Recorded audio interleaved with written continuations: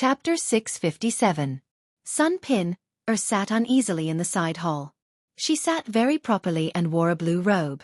She was so fresh and elegant that she did not seem like a guest. She was overly cautious. In the morning, she had already come to the Fan Manor. Her mind had long become a mess. For a moment, she was angry and embarrassed that she, a girl, had come to the manor without any shame to ask for an audience. For a moment, she thought of her father sighing and sighing at home. She was very worried. In the corner of her heart, the most frantic part was occupied by Fan Xian's appearance. It had been 3 years since she had seen Sir Fan Jr. Although the serving girls often heard rumors from outside and talked about it in the room, Sun Pin knew that he had lived well these 3 years. He had a son and a daughter, and his family was harmonious. There were also no problems in court. Her heart was comforted to the extreme. Sun Pin wanted to see Fan Xian, but she knew that if she actually saw Sir Fan Jr., it would be very inappropriate. For a moment, she could not cut it off or sort it out.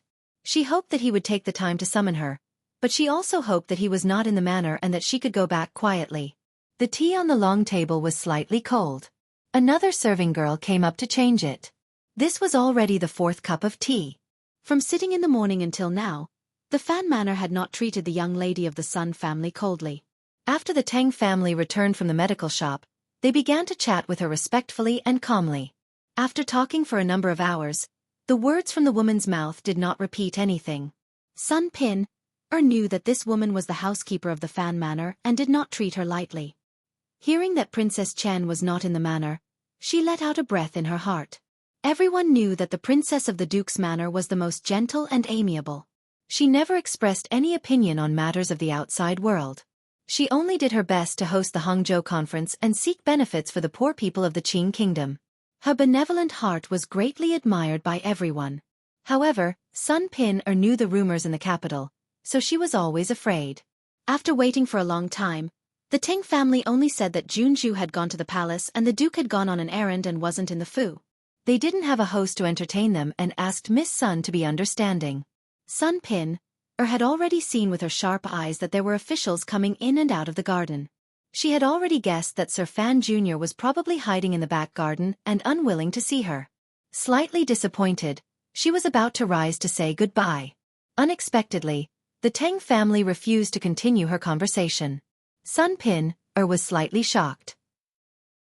She guessed that the people in the back garden were probably discussing something about her arrival, so she calmly sat down. Before long, Fan Ruoruo walked into the side hall.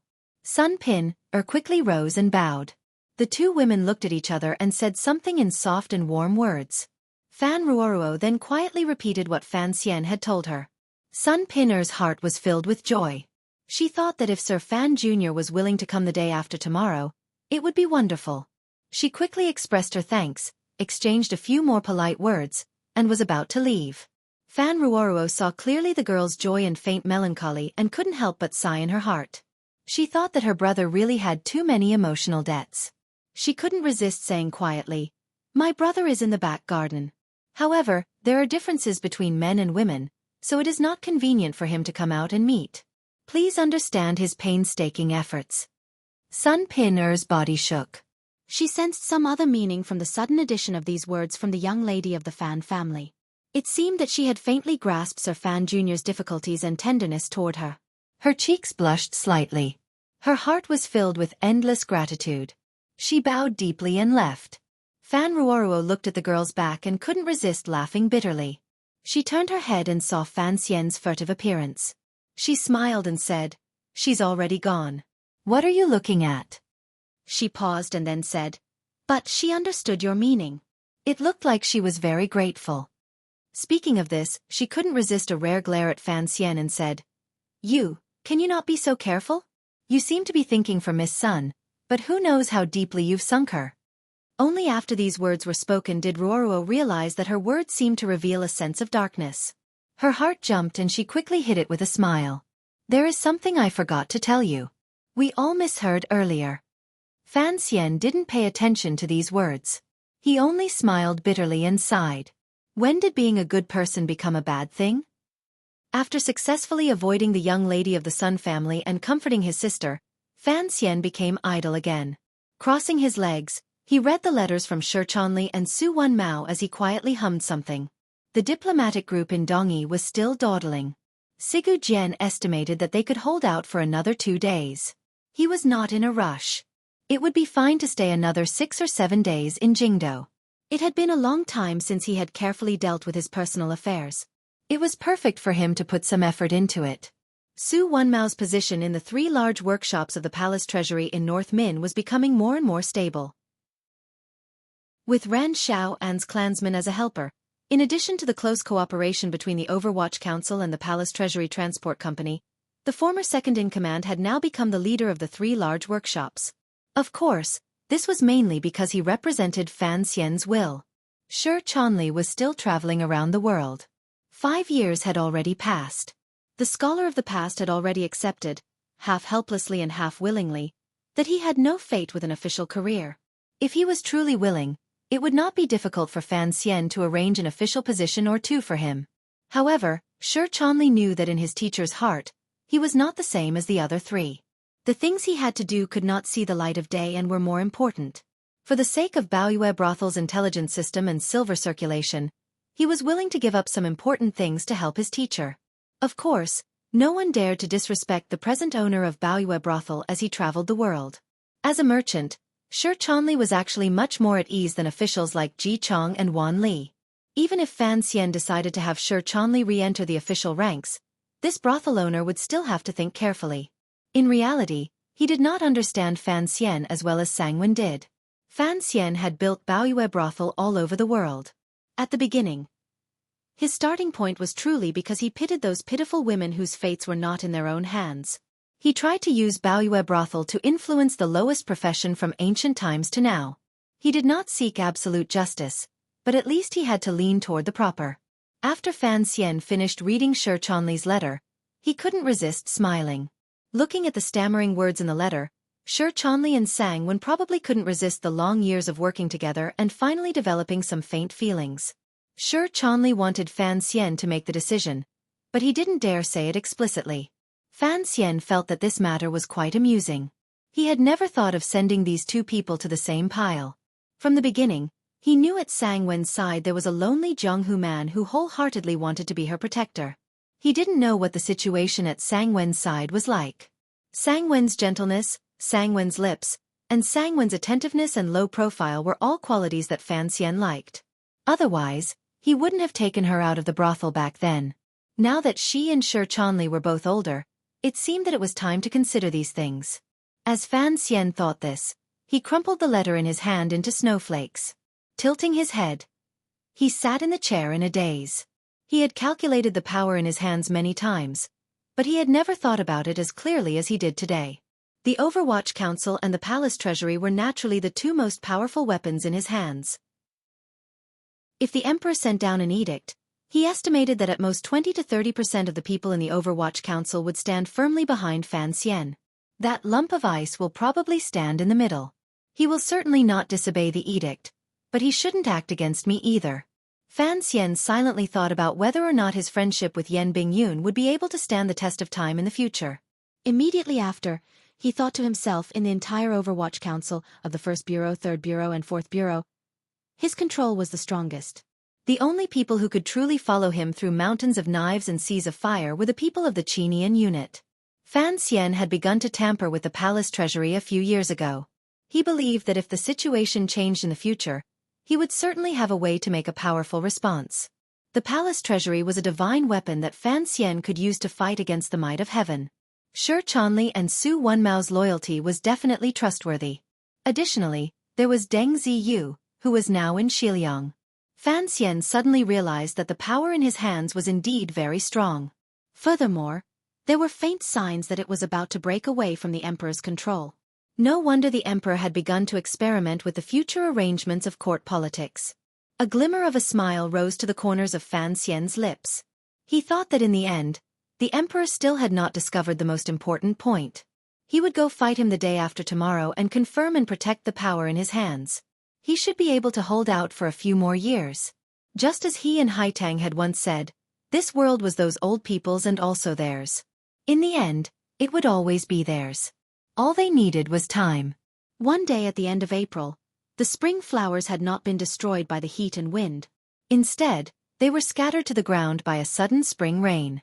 The flowering trees that stretched out from the courtyards on the long streets in the south of Jingdo watched helplessly as their clothes were torn into shreds by the seemingly gentle but actually merciless spring wind.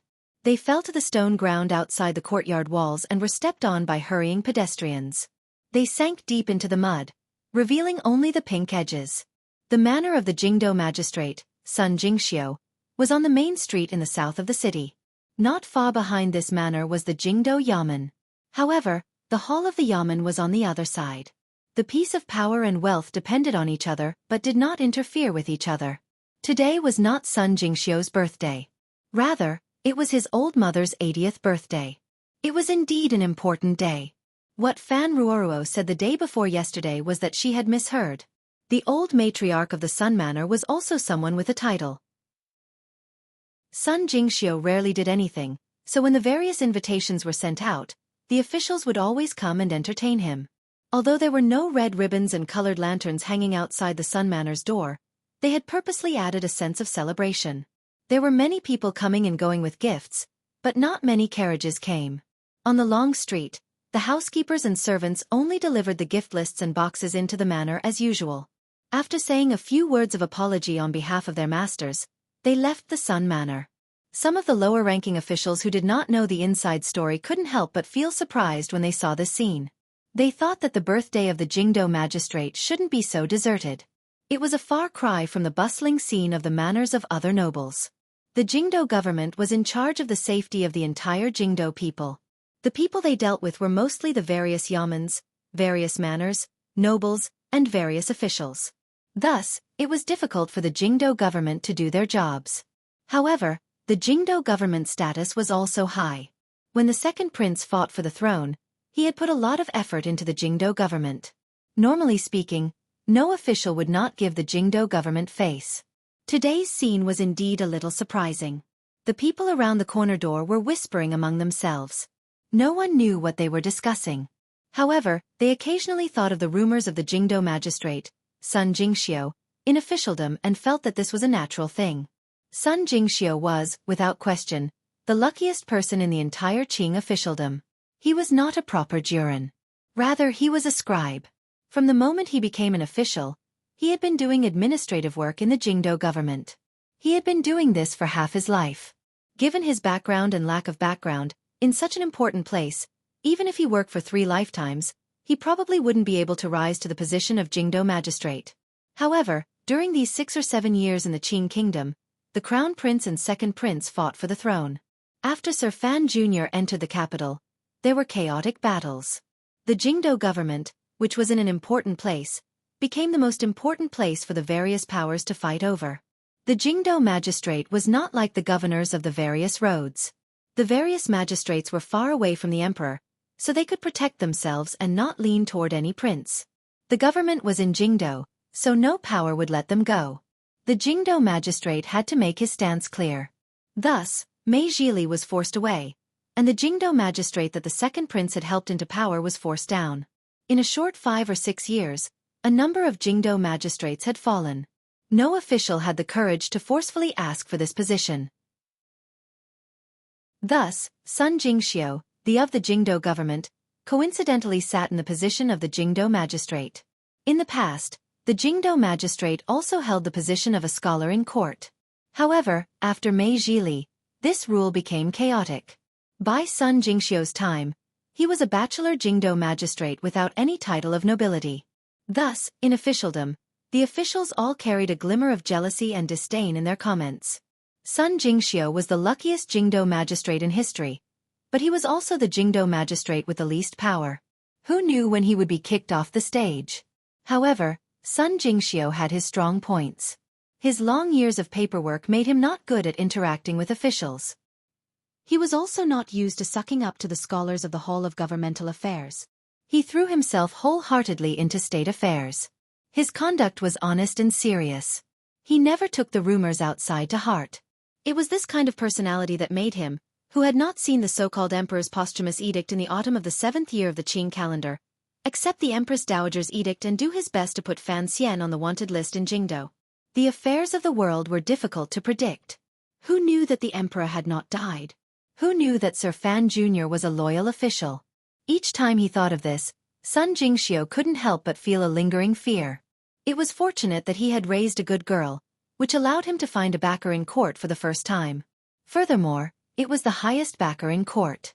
Thus, the officials became even more jealous. The rumors of him selling his daughter for glory spread for a long time before they finally died down under Fan Xian's powerful suppression. 3 years had passed. The officials found that the connection between the Fan Manor and the Jingdo government was not close. Only then did they believe that the legend in the boudoir was only a legend. There was no follow-up story.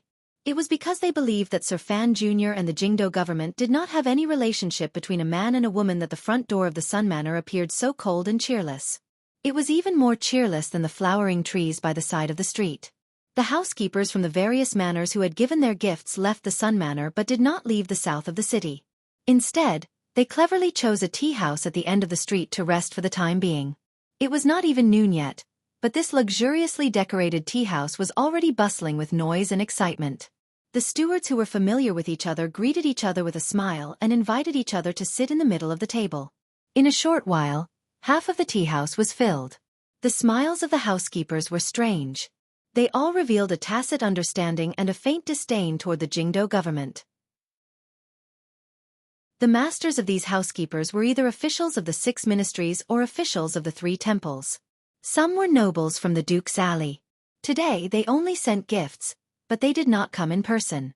The fact that these housekeepers were gathered in the tea house and did not immediately return to the manor to report on the completion of the mission meant that these nobles and officials knew very well what the Sun Manor's birthday celebration represented.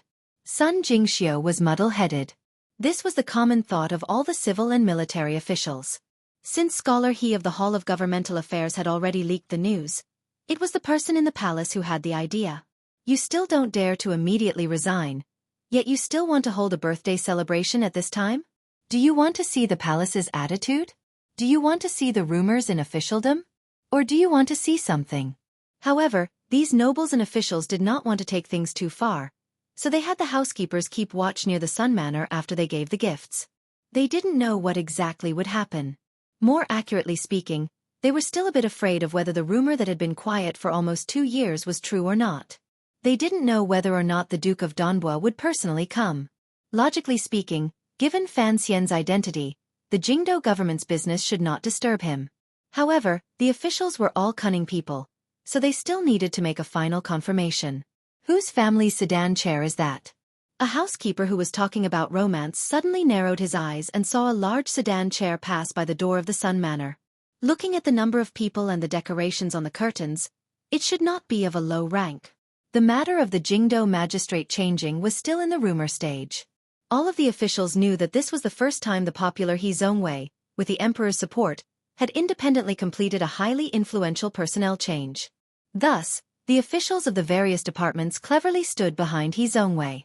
No one would stand in front of Sir He at this time. Today's birthday banquet was a good time to pick a side. Everyone wanted to get closer to the young and gentle Scholar He. Thus, the entrance to the Sun Manor was cold and cheerless. At this time, a rather eye-catching sedan stopped at the entrance to the Sun Manor. The housekeeper of the assistant minister of the Ministry of Appointments laughingly scolded, "It's probably some manor that doesn't participate in politics." The assistant minister of the Ministry of Appointments had a good relationship with He Zongwei and knew the inside story of this matter. Thus, he had never thought of coming. Even this housekeeper's tone was slightly mocking.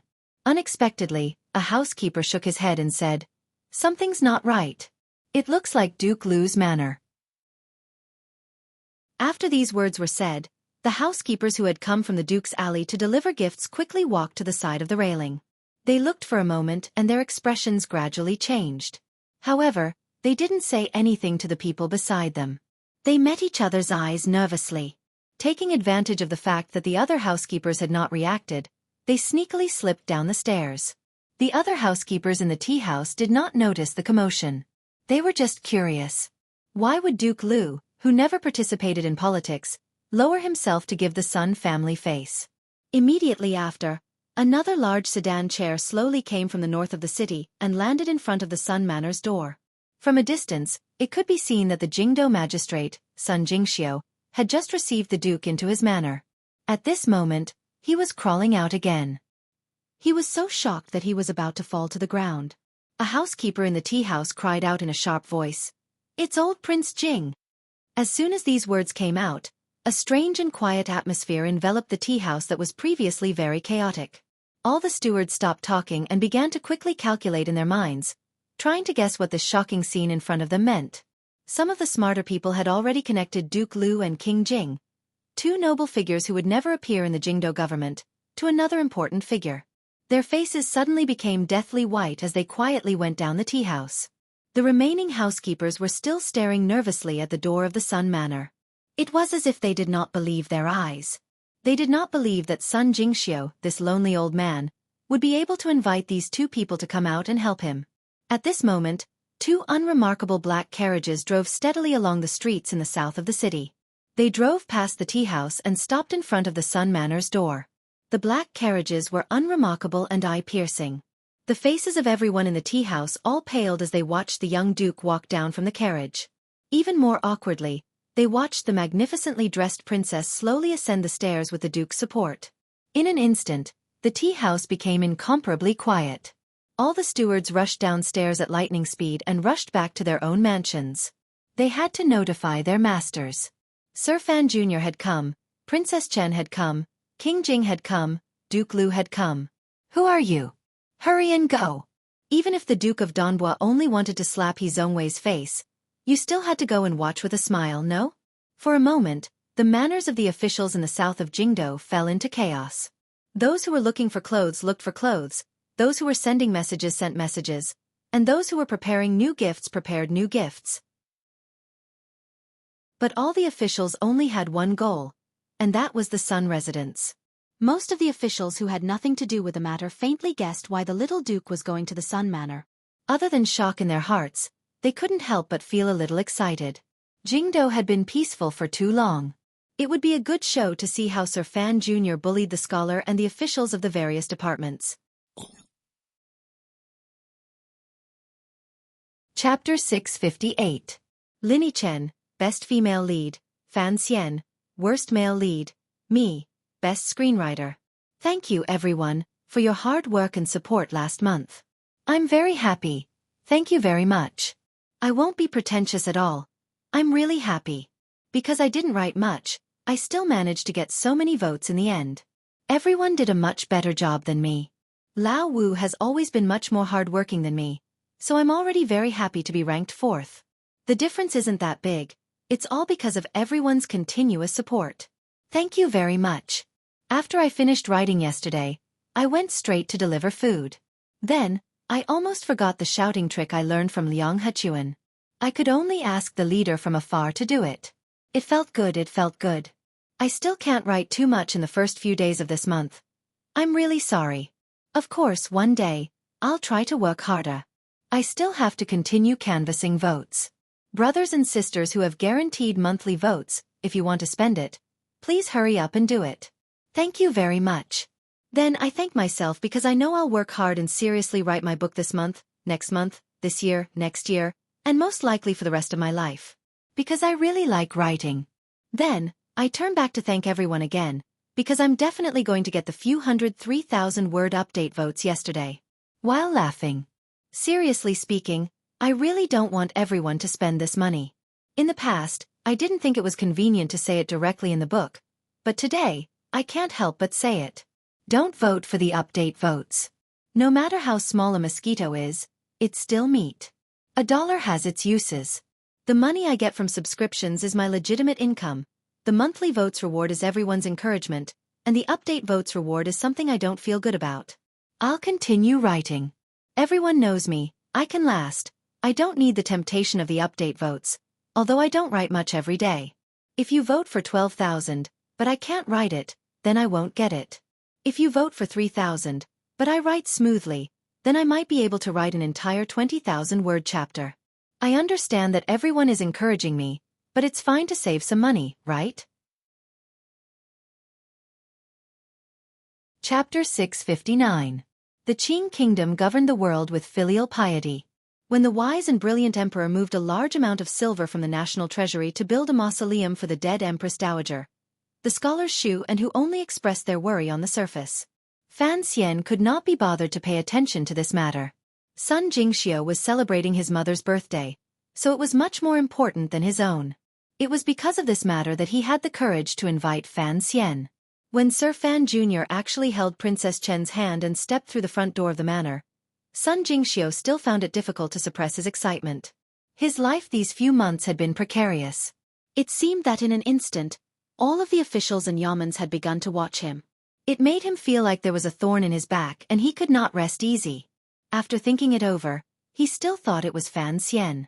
However, the Sun Manor and the Fan family did not actually have a deep connection, so he didn't know if it would work or not. It worked. Although Sun Jingxiu's lips tasted bitter and gloomy, and he felt a great deal of guilt toward his daughter, he looked at Fan Xian's handsome face and still bowed respectfully. He then welcomed the pair into the manor. The manor had long been properly arranged. All of the female guests were in the back garden. The people sitting in the front yard were all the main officials of the Jingdo government. The three halls, the front and back, that had been specially left open for the officials of the court, were currently empty and eye-piercing. Fan Xian followed Sun Jingxiu inside. Looking at the long empty tables, he couldn't resist smiling. Lin Wanner quietly said something by his ear. Accompanied by the nannies and carefully served by the women of the Sun Manor, she walked toward the back garden. Turning to the west wing, Fan Xian followed Sun Jingxiu into the study. He already knew that King Jing and Duke Lu had already arrived. The two noble elders were currently chatting with Sir Sun's mother. At their age and seniority, they didn't pay much attention to etiquette. The study was very quiet. Fan Xian looked at Sun Jingxiu and said with a smile, "Sir Sun, you are truly not a smart person." Before the banquet began, Sun Jingxiu was afraid of neglecting Sir Fan Jr., so he personally accompanied him into the study. The servants had not yet brought the tea, but Fan Xian had already said these words calmly and directly. Sun Jingxiu's heart involuntarily jumped. For a moment, he didn't know what to say. "I'm curious." Fan Xian looked at him and said in an even voice, "In the past, you never used these methods to figure out the emperor's heart. Why are you doing the opposite this year? Why do you want to borrow my power to see what's happening in officialdom?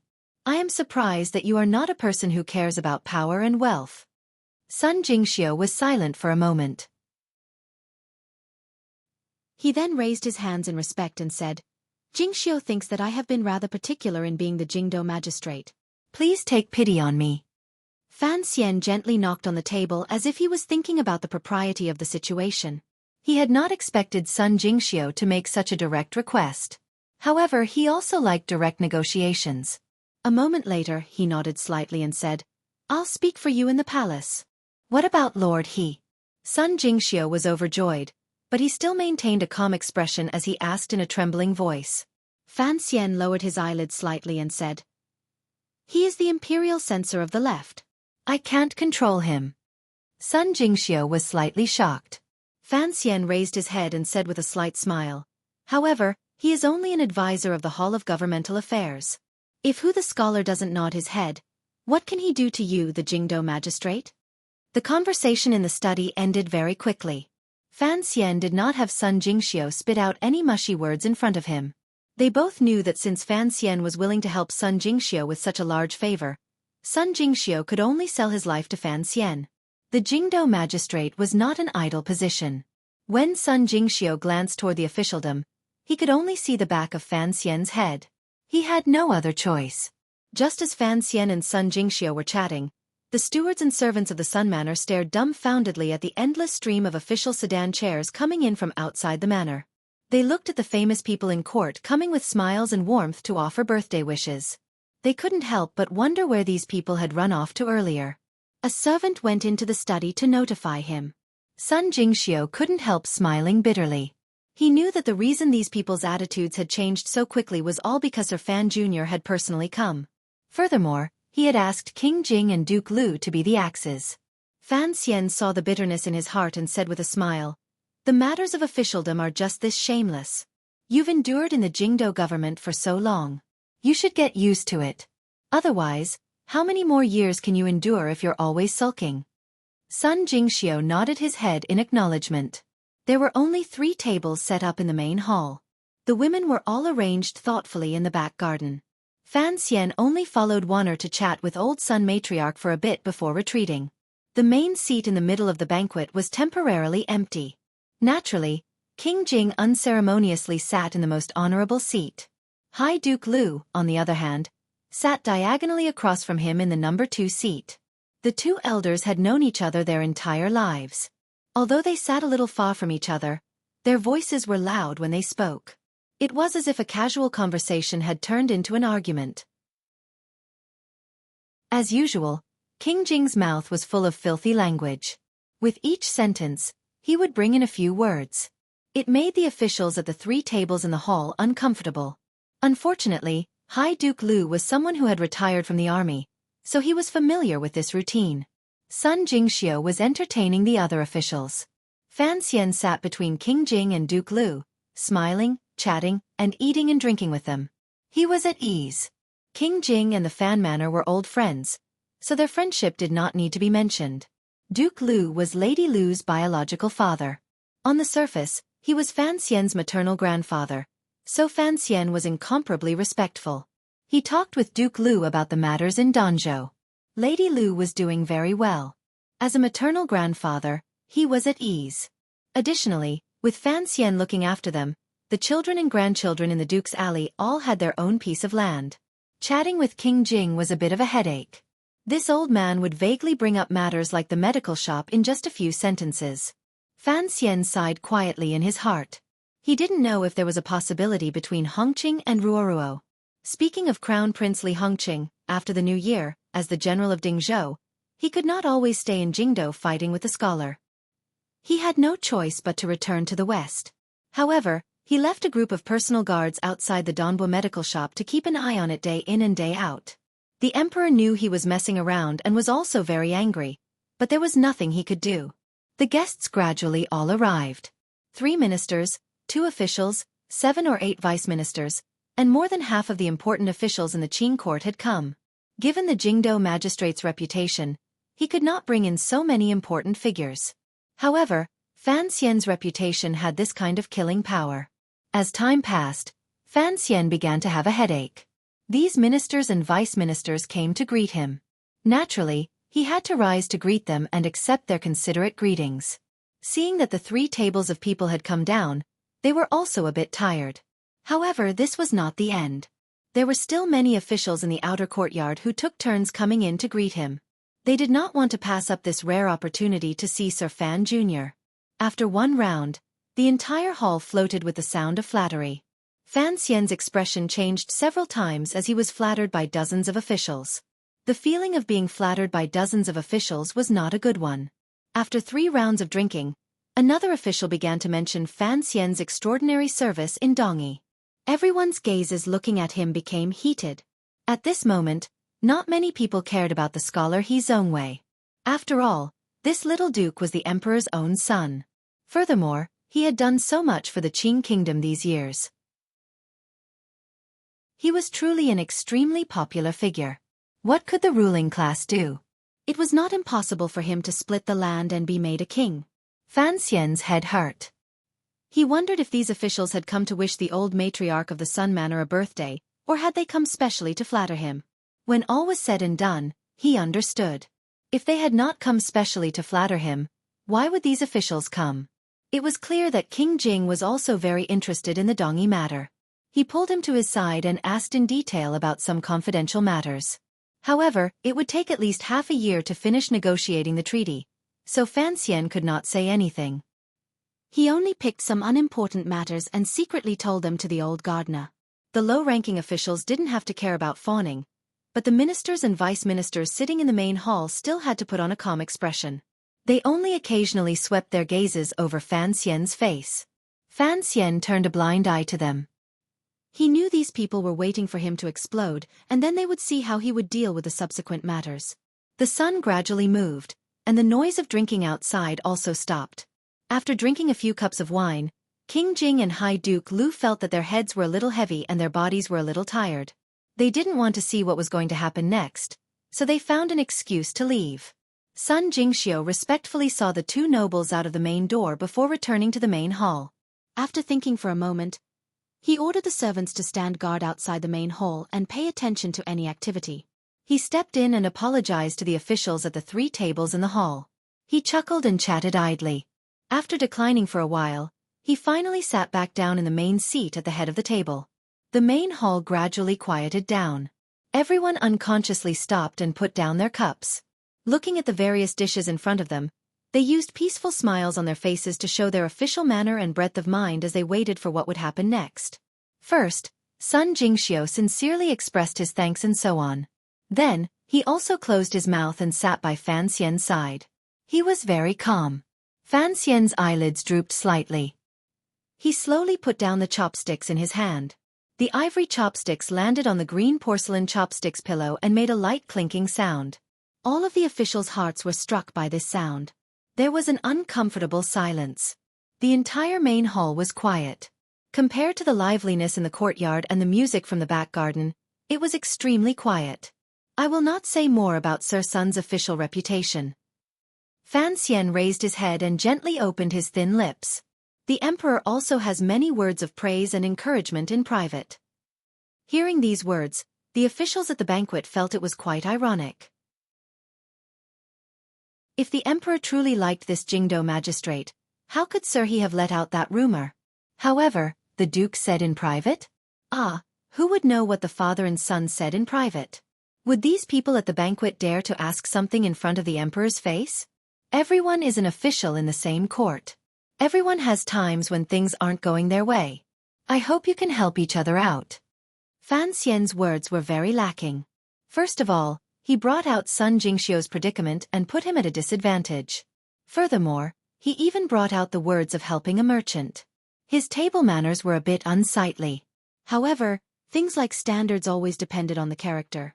Even if the emperor wrote a limerick about a white dog swollen, the officials would still sing praises without restraint.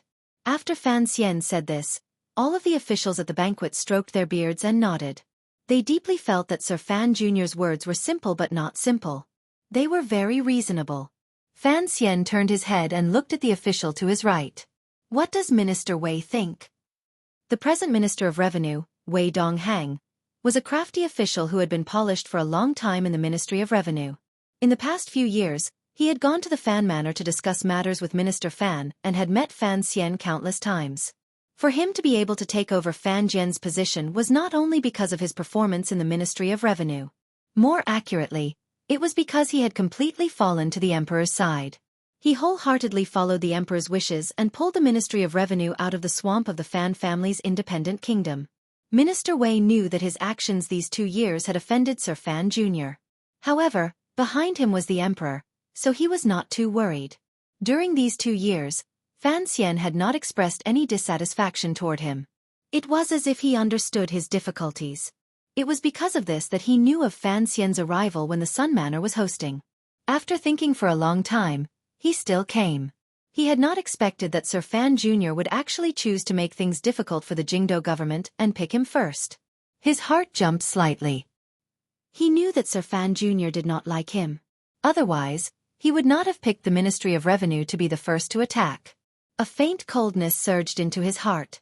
However, Minister Wei had no other choice. After thinking for a moment, he smiled evenly and said, "What the Duke says is reasonable. The Ministry of Revenue acts according to the edict and Qing law. It would not act recklessly." Everyone at the banquet was a wily old fox who had risen and fallen in officialdom for a long time. They knew why Fan Xian had picked Minister Wei out to ask him alone. However, this matter did not concern them, so they had to let it go. They had not expected that Minister Wei's light words would push Fan Xian back. There was not even a vague promise of goodwill. The officials admired Minister Wei's courage. They were also worried about what would happen next. They all remained silent. The other 2 ministers raised their chopsticks and quietly indicated for the officials beside them to slowly eat. "I am a very peaceful person." The smile on Fan Xian's face grew brighter and brighter. Staring into Wei Donghang's eyes, he said evenly, "If there is an edict, I will act according to it. If there is no edict, I would like to see what will happen to those lowly people in the end." The Overwatch Council and the affairs of the court were 2 different things. They did not interfere with each other. Fan Xian's words had already crossed a taboo. The words lowly people had, without a doubt, shaved Minister Wei's face clean off. His expression immediately became icy. Looking at Fan Xian, he said, "What do you mean by this?" Fan Xian still did not get angry. He only smiled and said, "Nothing. I am just going into the palace tonight to ask the emperor what edict he has recently given the Ministry of Revenue for the Ministry of Revenue Yamen to not do their proper work and instead wait in the Jingdo government every day. I control the Overwatch Council, but I do not dare to privately investigate third-level officials and above." Fan Xian's expression remained warm. Today is the old matriarch's 70th birthday, so I should not say such cold words that spoil the mood. However, I won't be able to stay in the capital for long. I am about to go to Dongyi. I also thought that the Jingdo government is an important matter, so I was in too much of a rush. Everyone, please don't laugh. The officials at the banquet all laughed dryly. No one dared to actually laugh. Sir Fan Jr.'s words had clearly reminded them that he was the commissioner of the Overwatch Council. In 3 days, he would officially become the second director of the Qing Kingdom's Overwatch Council. As for his other identities, there was no need to mention them. Return to Dongyi? This was another reminder to the officials that Fan Xian had enough merit to ask the emperor for something, even if it was an edict. Minister Wei's heart jumped. He understood the meaning in these 2 sentences. Fan Xian raised a cup of wine and said to the officials at the banquet, "Everyone, let the Jingdo government be quieter." With these words, everyone knew that Fan Xian had officially stood out. After an awkward silence, people slowly raised the wine cups in front of them. It was uneven, but basically all of the officials raised their cups. Minister Wei was still staring at the wine cup in front of him in a daze. He was indeed in a difficult position. He knew that Fan Xian was a very vengeful person. Furthermore, he had smiled so warmly earlier. He was probably extremely angry in his heart. Even if he begged for mercy and took a step back, would Fan Xian let him go in the future? Furthermore, he was, after all, a minister of a court. His position was respectable, and he had the full support of the emperor and He Zongwei. If he gave in like this, it would be difficult to justify. Fan Xian didn't look him in the eye. He smiled warmly and said, "Although we are all officials in court, we are all pitiful people. We all want to create a good future for our children, grandchildren, and relatives. The emperor once said that in life, one must have a heart of reverence." He looked at the people at the banquet and warmly said, "As I walk between heaven and earth, I only have a heart of reverence for 2 things. The minister of the Board of Rights furrowed his brows slightly. He had been the first person to raise his cup earlier. He was different from Minister Wei. He had not offended the fan manner, so he had a chance to make amends.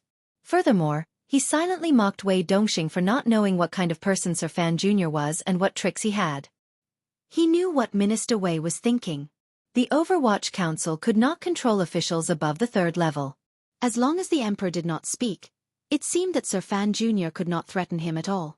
However, he knew that Minister Wei seemed to have forgotten history. When Fan Xian was still a commoner, he had sent the original minister of the Board of Rights, Guayu, to his death. Later, he had destroyed countless ministers. This was a ruthless person who dared to force the crown prince to his death. Why would you, a mere minister, clash head-on with him? Thinking of this, the minister of the Board of Rights followed Fan Xian's words and asked with a smile, "What is your reverence for?" "I first salute the emperor, and second salute my parents."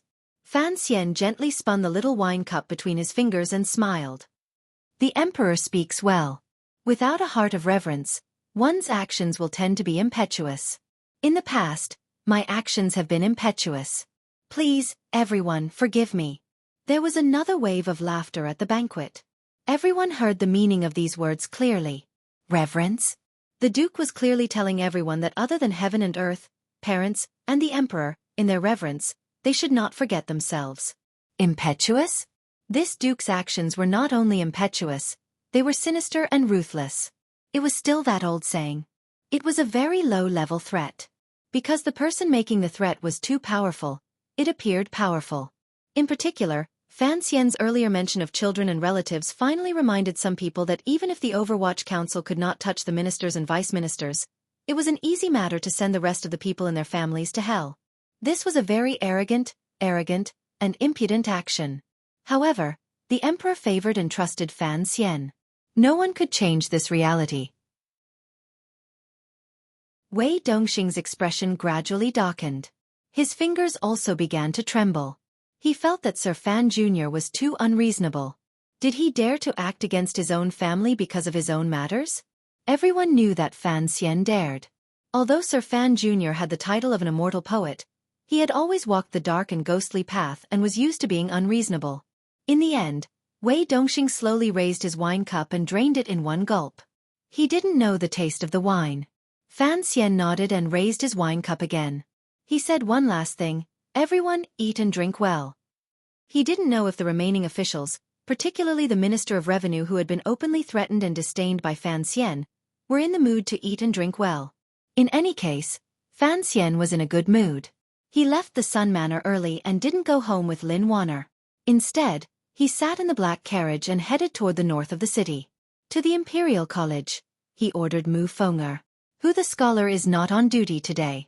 He is giving a lecture in the Imperial College. Mu Fenger made a sound of acknowledgement and didn't think about why he was in such a rush to see who the scholar. Fan Xian rubbed the slightly tightened space between his brows in the carriage.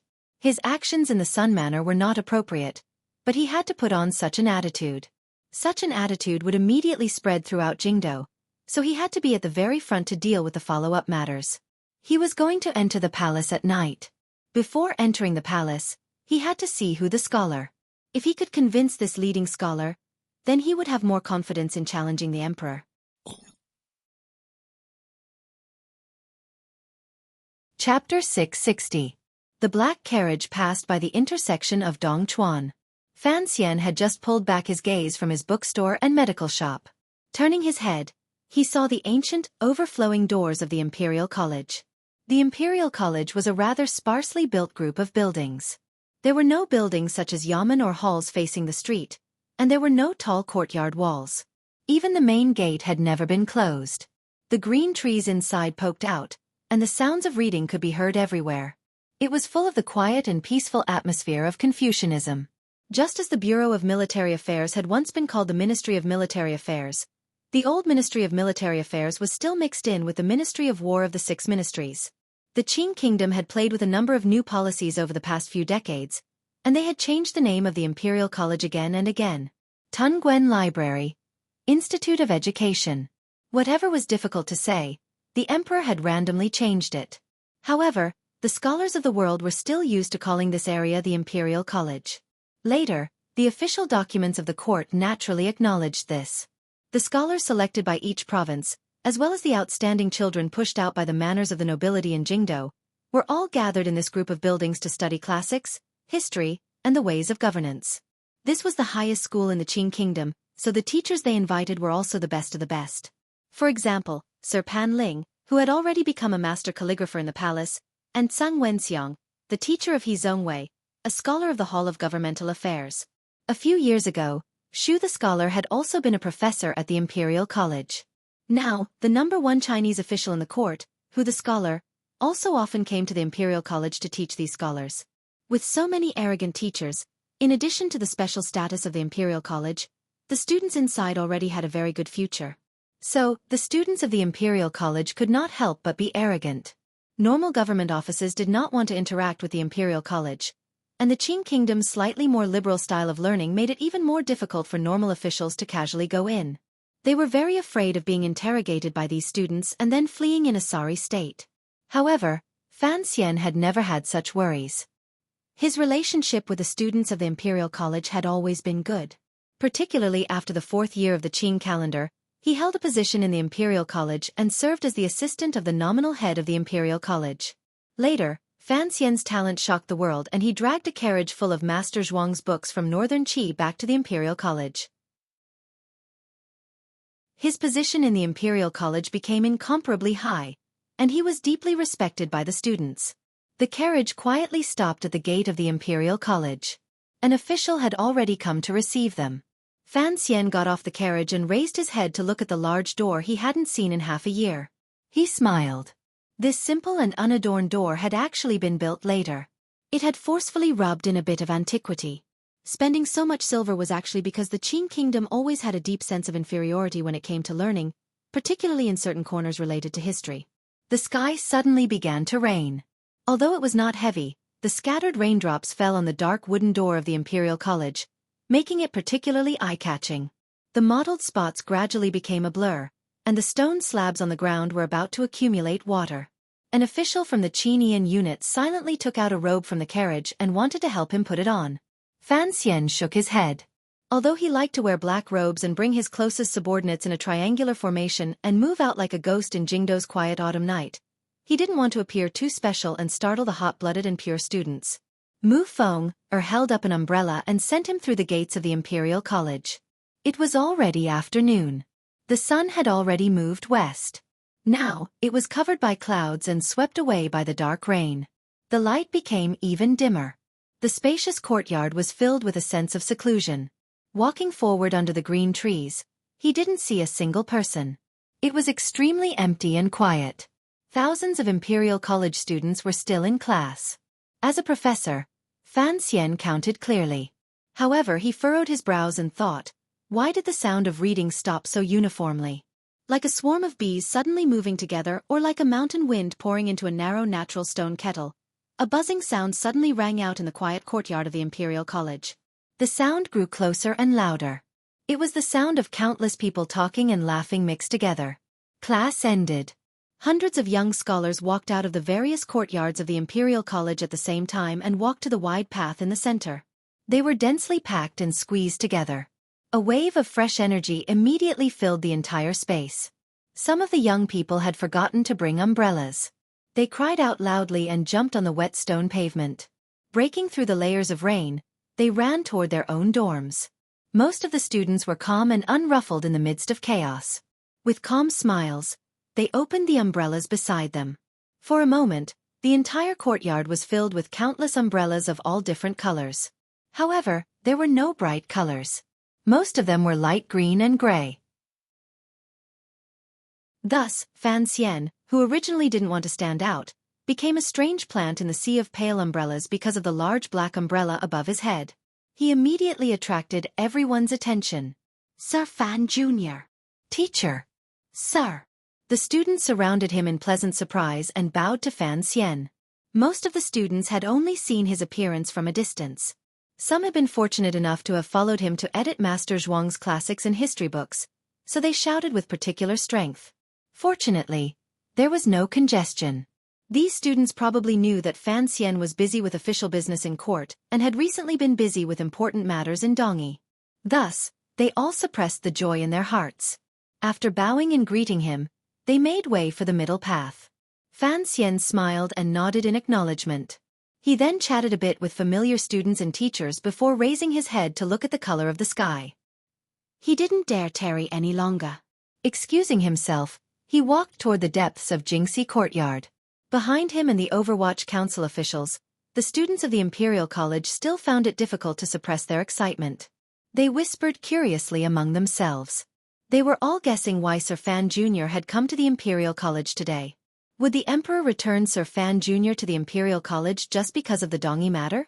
Would he be allowed to continue teaching? Fan Xian closed the black umbrella and placed it by the door. A stream of cool rainwater flowed down the tip of the umbrella and wrote a large character, drenching the tall wooden doorframe. Fan Xian accepted the towel the teacher handed him and carelessly wiped his slightly wet hair. He then entered the inner room and bowed to the scholar behind the desk. With a smile, he said, "I've come to see you." The scholar took off the glasses on his nose and looked at him suspiciously for a while before recognizing him. He smiled and said, "It's rare that I don't have to stay in the corner room today.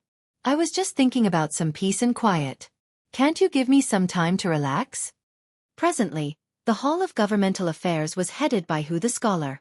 The emperor was, after all, gradually getting older. His energy was not as great as when he was in his prime. Furthermore, the emperor seemed to have thought things through and had thrown many political matters to the Hall of Governmental Affairs. He no longer had to attend to everything personally.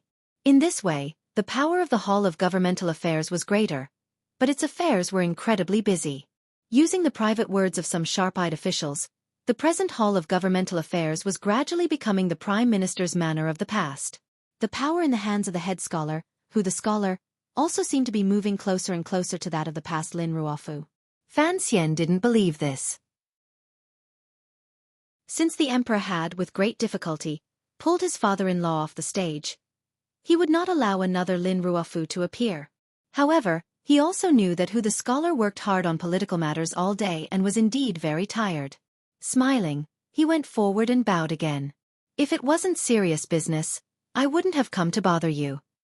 Hu the scholar had a good relationship with him. One reason was that in the debate between the old and the new, the two of them were on the same side. Both sides admired each other's temperament, so they had formed a good personal relationship. Another reason was that during the Jingdo Rebellion, Hu the scholar had helped Fan Xian greatly. In the end, Fan Xian had been the first to save his life. Speak. Hu the scholar placed the glasses on the table with a light click. After a slight pause, he sighed and said, "For you to personally go, I don't think it will be a good thing." Fan Xian smiled and looked at the glasses on the table. He didn't immediately speak of his purpose of coming. Instead, he said, "Are these crystal glasses still useful?" Just like in the past, Hu the scholar had a youthful appearance that did not match his age at all. However, Fan Xian knew that there was a small problem with the eyes of this head of civil officials. 2 years ago, they had occasionally talked about it and Fan Xian had remembered it. He had the palace treasury ponder it for a long time. In the end, they had found a foreign crystal from Dongyi and made a pair of unique glasses for him. Hu the scholar had always been grateful for this matter. Day and night, he worked on government affairs and examined memorials. If his eyes were not good, it would be a big problem. However, it was hand-ground and there was no optometry machine. Fan Xian only knew that Hu the scholar had presbyopia. He didn't know how much help it would be. Very good, Hu the scholar said with a smile. Hu the scholar smiled and said, "Fine, just based on this bespectacled boy's affection, I will do whatever you want. In any case, the little duke will not have me do anything stupid that goes against the law and goes against the edict." After these words were said, Fan Xian was speechless and almost broke into laughter. He thought that this scholar appeared righteous, but he was actually so cautious and cunning. The two of them knew that, given Fan Xian's abilities, if there was a problem he could not handle himself, it had to be a problem within the court. Hu the scholar's words were extremely cunning. Fan Xian smiled and shook his head. Just as Hu the scholar thought that it would be difficult for him to speak and was stroking his beard to comfort himself, he suddenly narrowed his eyes and said, "The Jingdo magistrate, Sun Jingxiu, is a pretty good official." Hu the scholar's fingers tightened and almost pulled out his beard. He coughed repeatedly. He truly had not expected Fan Xian to speak so directly. Concerning the position of the Jingdo magistrate, as the leader of the civil officials, he knew the cause of the current situation. However, the emperor was currently supporting He Zongwei to the position, so as a scholar, he could only maintain his silence. He glanced at Fan Xian probingly and said, "Sir Sun, was it not the Duke who personally suppressed the rumors back then?" Fan Xian couldn't be bothered to beat around the bush with him. He directly sat down beside him and moved close to his ear. "I have nothing to do with his daughter, but I do want to protect Sir Sunday. This is the emperor's intention." Hu the scholar did not hold back on anything in front of him, and directly brought up the emperor. Fan Xian smiled coldly and said, "It is just that He Zongwei is dancing there in a youthful and moving manner. What does that have to do with the emperor?" Hu the scholar smiled. He knew that in front of anyone, this kid would not admit that the problem with the Jingdo government was the emperor's intention. Otherwise, he would be openly challenging the emperor. Fan Xian continued, "I only ask one thing. How exactly was Sun Jingxiu's performance these 3 years?" "This." Hu the scholar gently stroked his short beard. After a moment of silence he said, "Above average for 2 years and average for 1 year. It was nothing more than average." The Jingdo government was indeed an important position. Thus, Hu the scholar firmly remembered the performance of the 3 years and blurted it out. Fan Xian laughed coldly and said, "Don't say these blind words. The scholar knows in his heart that the position of Jingdo magistrate is not for people. If you don't offend this manner, then you offend that department. Year after year you fail every year."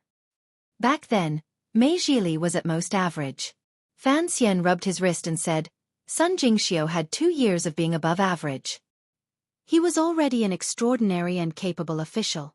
Additionally, this person was not good at forming factions and cheating. For him to have such an evaluation is truly rare. Hu the scholar was silent for a moment. In the end, He could not defeat his own conscience and principles. Gently, he nodded his head. He knew that the position of the Jingdo magistrate was difficult to handle. Sun Jingxiu was truly a rare subordinate. If he continued to be in charge of the Jingdo government, it would be much easier for him as a scholar to handle matters. If he is truly removed, who will replace him? Fan Xian said seriously. I have not come today for personal feelings or to fight. I just want to ask, does the scholar want to see the Jingdo government change through another 5 magistrates in the next 3 years and, in the end, cause such a ruckus that no one will dare to come and even play the trick of eating coal and getting sick? Who the scholar sighed and said awkwardly, I also don't want Sir Sun to leave. However, I still don't understand why there would be rumors of this coming from the palace. He stared into Fan Xian's eyes and quietly asked, Did you and that person quarrel again? In this world, the only person who dared to quarrel with the emperor was Fan Xian. Fan Xian smiled self-mockingly and said, It has nothing to do with quarreling. You should also see clearly that the emperor is using this matter to establish He Zhongwei's might. Not to mention that Sun Jingxiu is now my man. Even if he was an idiot, I would still protect him. Earlier, you said it was not personal feelings. Now, he is your man again. Who the scholar smiled bitterly and shook his head. What do you want me to do? If I appear, the emperor will certainly guess that I was asked by you. Sir, he is also a talented person. Why do you have to be angry at him? Fan Xian was silent for a long time. He then quietly said, This anger must be dealt with. In this world, if the east wind does not overwhelm the west wind, then the west wind will overwhelm the east wind. I will not give He Zhongwei a glimmer of hope, a glimmer of possibility, a sliver of luck, or a successful history. Why? Who the scholar saw the seriousness in his words and felt slightly startled. Fan Xian didn't answer this question because it involved him doing his best to hold on to the power in his hands under the emperor's pressure and make an announcement. He slowly stood and said, Tonight, I am going to the palace to quarrel and force the emperor not to issue an edict. Thus, the Jingdo government's problem is the pressure of the Hall of Governmental Affairs. I need you to help me resist it. Who the scholar didn't reply. It was as if he was waiting for his explanation. Fan Xian smiled slightly and said, Sun Jingxiu is a decent official. He shouldn't disappear in the senseless struggle for power. The reason is actually that simple. Without waiting for who the scholar to speak, he faintly said, The Imperial College is a decent place. It is full of youthful energy. These students will all enter the court to become officials. As teachers, not only do we have to teach them something, we also have to use the true situation in court to help them build up some confidence. As long as an official is willing to do things, he will be safe and sound. Fan Xian stared into who the scholar's eyes. If Sun Jingxiu collapses like this, what will you teach these students? What use will the standards in the scholar's books have? Forced into a corner by Fan Xian, who the scholar was silent for a long time.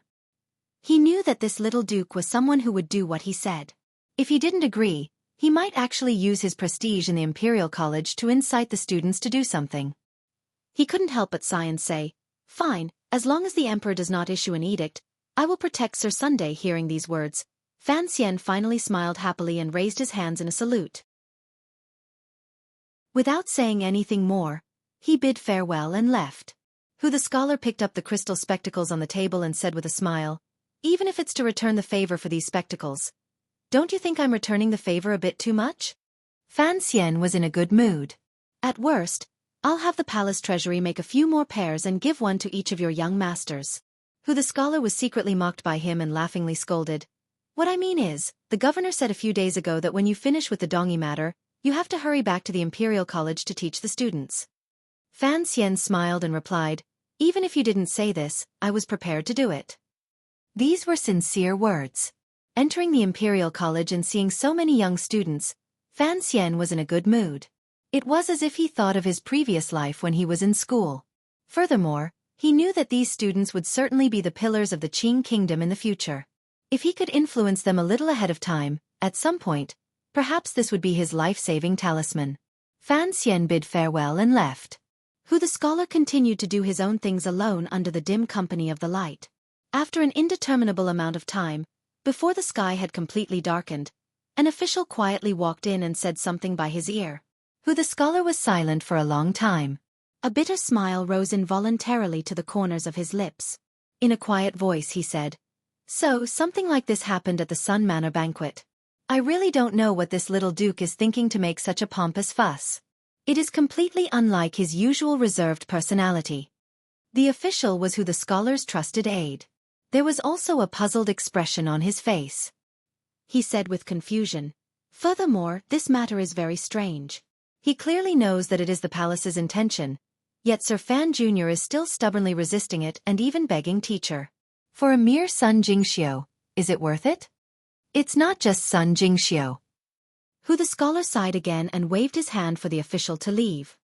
He warned, "There's no need to bring this matter up again. As long as the emperor does not issue an edict, I will protect someone for Sir Fan Jr. It should be fine." The official acknowledged in a low voice and left after saying his goodbyes. Who the scholar's still young face changed expression under the dim light. He was thinking about Fan Xian's words earlier and guessing at Fan Xian's true intentions. East wind and west wind? He rubbed his slightly tightened brows and couldn't resist smiling bitterly. Sir, he probably did not have the right to be the east wind. Sir Fan Jr. was fighting the emperor. But, why was he fighting? Was it because he had a grudge against the emperor's action of reducing power and was venting it here? Who the scholar sank into deep thought. He kept feeling that this was not the case. It had already been 3 years. The emperor's reduction of the Overwatch Council's power had continued to advance. Fan Xian always took a step back before the palace took another step forward. He followed suit and retreated without a trace of unwillingness. Why didn't Fan Xian retreat? Was he worried that if he retreated too much, he wouldn't have anything in his hands to contend with others? Other than the emperor, who did he need to contend with? Who the scholar's brows were furrowed tightly. He could not understand this matter no matter what. Suddenly, his fingers touched his wrinkles. Startled, he quickly and slowly used his fingers to spread them apart. Then, he quietly took out a small porcelain bottle from under the table. He picked out a small oily substance from the bottle and carefully smeared it on his face. After slowly patting it, the skin on his face became smoother. The few wrinkles were not eye-catching at all. Who the scholar put the porcelain bottle into the table and hid it well. He smiled self-mockingly. There was no need for him to think so much about the matters between the emperor and his son. It was not like they could truly turn hostile. Instead, it was his own face that made the self-mockery at the corners of who the scholar's lips grow stronger. There was even a faint sorrow. He was not young, so he paid particular attention to the care of his face. He knew that his historical mission was to become the center of the emperor's court in 100 years, so he had to not appear old. If His Majesty thought that he was already old, he would definitely have other ideas and leave a younger minister to assist his son. Everyone had their own secrets, their own helplessness, and their own sorrow. Yesterday's chapter was liked by many people. I was pleasantly surprised. Today's chapter is one that I've liked recently. I don't have any sense of anxiety when writing it. I am very satisfied. At the beginning of the month, I summon the monthly votes to everyone. Last month, everyone has worked hard. I will continue to trouble you this month. Come vote for me. Chapter 661. 3 years ago, the entire Jingdo was hunting me down. If it weren't for the help of the Sun family, it would have been difficult for me to live until now, much less transport the Black Knights into the capital. The atmosphere in the royal study was tense. Fan Xian lowered his head slightly and looked at the emperor on the couch in front of him. His expression was slightly heavy as he slowly said each word. From this perspective, the Sun family can be considered my savior and a meritorious minister in quelling the rebellion. Quelling the rebellion? The emperor did not raise his head. The dim yellow light shone on his tightly bound hair. A few strands of white hair could faintly be seen reflected. He only continued Fan Xian's words and coldly said, "If I remember correctly, that was the work of the young lady of the Sun family. What does it have to do with her father?" The young lady of the Sun family was always her father's child. Fan Xian raised his head and looked at the emperor stubbornly and calmly. The emperor put down the file in his hand and also raised his head. He looked calmly at his son and was silent for a long time. It was as if he wanted to see the true thoughts in the depths of his heart. A moment later he quietly said, "You came to the palace today to say this?" "Yes, your majesty." The emperor once again fell silent. After a long time he suddenly said, "Why? I am a person who always returns favors and grudges. The reason Fan Xian gave was simple. I am greatly indebted to the young lady of the Sun family. If you only want to repay the favor. The emperor said mockingly, I gave Sun Pin to you. Naturally, Sun Jingxiu's face will be bright. Why fight for this position? Fan Xian did not smile in embarrassment. His face was incomparably calm, but his heart tightened slightly. Gritting his teeth, he said through his teeth, because you promised me 3 years ago. The emperor sank into silence. 3 years ago, Fan Xian had asked him for credit. Among them was the matter of Sun Jingxiu.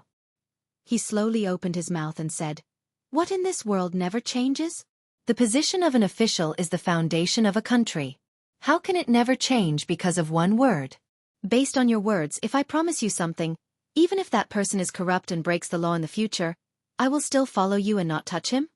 Fan Xian's earlier words carried a glimmer of anger and a glimmer of unbecoming ferocity.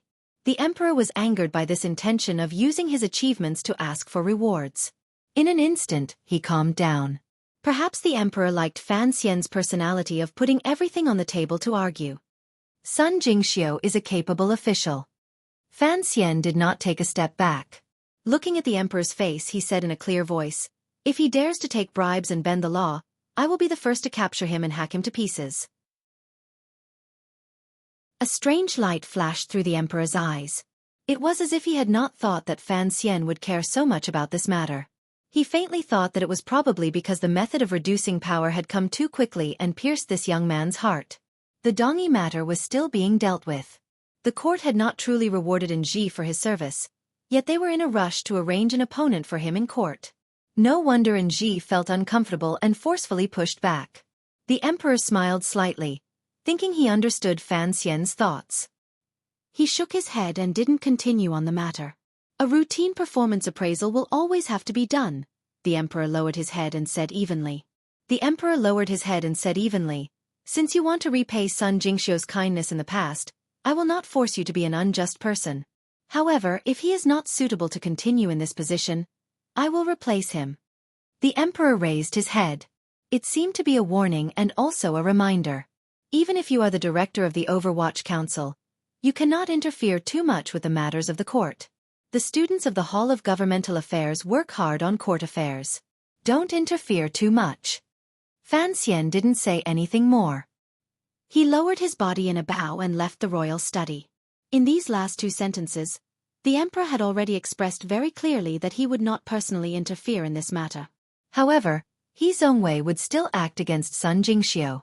Furthermore, he reminded Fan Xian not to make any secret moves against He Zhongwei. Otherwise, the emperor would truly be angry. After Fan Xian left, the emperor glanced helplessly at the files on the table. A faint annoyance rose in his heart. With one hand, he pushed the files away and sat alone in the royal study. No one knew what he was thinking. Everything about Ji is good. It's just that his personality is too direct and stubborn. As the emperor thought to himself, he summoned eunuch Yao in and asked him about what had happened in Jingdo. His expression gradually calmed. Hearing about the matter of the birthday banquet in Sun Manor, the emperor thought deeply for a long time. He understood why Fan Xian had jumped up like an old cat whose tail had been stepped on. An official who had just performed a great service was about to have his power reduced and his face swept away. Perhaps anyone would feel angry, let alone Fan Xian. Perhaps this matter was a bit too rushed, the emperor thought to himself. He did not want to admit that he had overlooked something. Coldly he said to eunuch Yao, "Tell He Zhongwei to do as he pleases. As for Ji, don't worry about it for now." The emperor had not thought that Fan Xian's anger was mostly faked. He only wanted to use his anger and sadness to force the emperor's heart to be moved and unable to bear to bully him. He wanted to keep the power in his hands for a while longer. Eunuch Yao respectfully responded. Immediately after, he lowered his voice and said, "That matter has been investigated to its end." The emperor made a sound of acknowledgement. A cold light flashed through his eyes as he said, "Speak." The dispatch order from the third workshop and the order for the city guarding crossbows to leave North Min have both been obtained. However, when we finally found the transfer order from the Bureau of Military Affairs, it pointed to the Qin family. We couldn't see a shadow of that side. Eunuch Yao said in a trembling voice. The internal court had been secretly investigating the attack in the valley for the past year. The emperor had never let go of the suspicions from back then. He wholeheartedly wanted to capture that person and comfort Sir Fan Jr. To be able to do so many things without a sound and to have his hands and feet probed into the palace treasury was something that even the Qin family, once a member of the military, could not do. Furthermore, he did not leave behind any clues after the matter. In the entire Qin kingdom, other than the emperor himself, there were only the people of the Overwatch Council. The emperor's expression was complicated. He was a very vengeful and sensitive person. Presently, the situation under heaven could be anticipated. Although there were some small problems within the court, there was nothing that could threaten the foundation of the Li family's rule. Thus, the attack in the valley had become a thorn in his heart. Not only because someone had almost killed his son, but also because he had discovered that that person had faintly broken away from his control. Just like Fan Xian now, it seemed that he was also showing signs of breaking away from his control. As for Fan Xian, he could temporarily tolerate him because he was his own son, his most beloved son, and the son who had done the most for the Qin kingdom. As for that person had done even more for the Qin kingdom. Furthermore, the emperor still had not figured out the reason. He sat tiredly on the soft couch as if he didn't want to continue thinking about this matter. After a long silence he said, "The investigation of the valley ends here. In any case, they are all people who are about to die. Have you found out the person behind the two eunuchs?" Eunuch Yao's temples burned with pain. He shook his head in fear. He knew who the two eunuchs the emperor was talking about were. This was another mystery behind the fog of the Qin kingdom. At the time, under the Empress Dowager's leadership, the entire Qing royal family was moving toward the crown prince's ascension. The second prince had also temporarily maintained peace with the crown prince. Coincidentally, two eunuchs jumped out of the palace with the intention of assassinating the third prince, Li Changping. What exactly did they want to do? Furthermore, under the circumstances at the time, the third prince's life and death had no intrinsic effect on the crown prince's ascension. On the contrary, if the third prince had died tragically in the palace, it would have been an infamy that the crown prince and the second prince could not bear. Afterward, Fan Xian had investigated carefully, but the crown prince and the second prince did not admit to it. The eldest princess did not even talk about such a small matter before her death. Fan Xian could not continue investigating. He could only think that there were too many variables in the palace at that time. He didn't know what kind of conflict had exploded to put the third prince in danger. However, the emperor did not think this way. He never let go of any of the smallest oddities. That was why he was able to accomplish such a grand undertaking. Fan Xian walked out of the royal palace in the dark and ignored the eunuchs and serving girls who bowed humbly around him. He flicked his sleeves and left with a dark expression. When it came to his attitude toward servants, Fan Xian was definitely an anomaly in the Qin kingdom. Putting aside the servants and serving girls in the Fan manor, even toward the eunuchs and serving girls in the palace, his words were always gentle. Not only was he generous, but his attitude was also very different. It was as if he never thought there was anything to hate about these abnormal people. Because of this, the people in the royal palace all had a heartfelt respect and love for this little duke. Although Eunuch Ho, who had died to the arrows of the 6th Bureau of the Overwatch Council 3 years ago, was someone the eldest princess had secretly planted, he was usually full of praise for Fan Xian. Fan Xian's unusual behavior fell into the eyes of many people. This behavior was very different from his usual behavior. These eunuchs and serving girls all felt a glimmer of strangeness. They all guessed that the little duke was probably arguing with the emperor in the royal study again. Walking out of the dark and secluded palace gate, Fan Xian stood on the square in front of the royal palace. He didn't turn his head to look at the palace gate. Instead, he spread his arms and let out a loud cry. It was as if he wanted to vent all the depression in his chest with this cry. His voice echoed through the silent and empty square. It crashed against the red wall of the royal palace and then turned back. It lingered for a long time without stopping. The guards inside the palace gate, the imperial soldiers outside, and the eunuchs who were about to drop the key all turned their gazes toward him. They were all startled by this voice. If it had been a normal person yelling like this at the palace gate, the imperial soldiers would probably have long rushed forward and given him a good beating.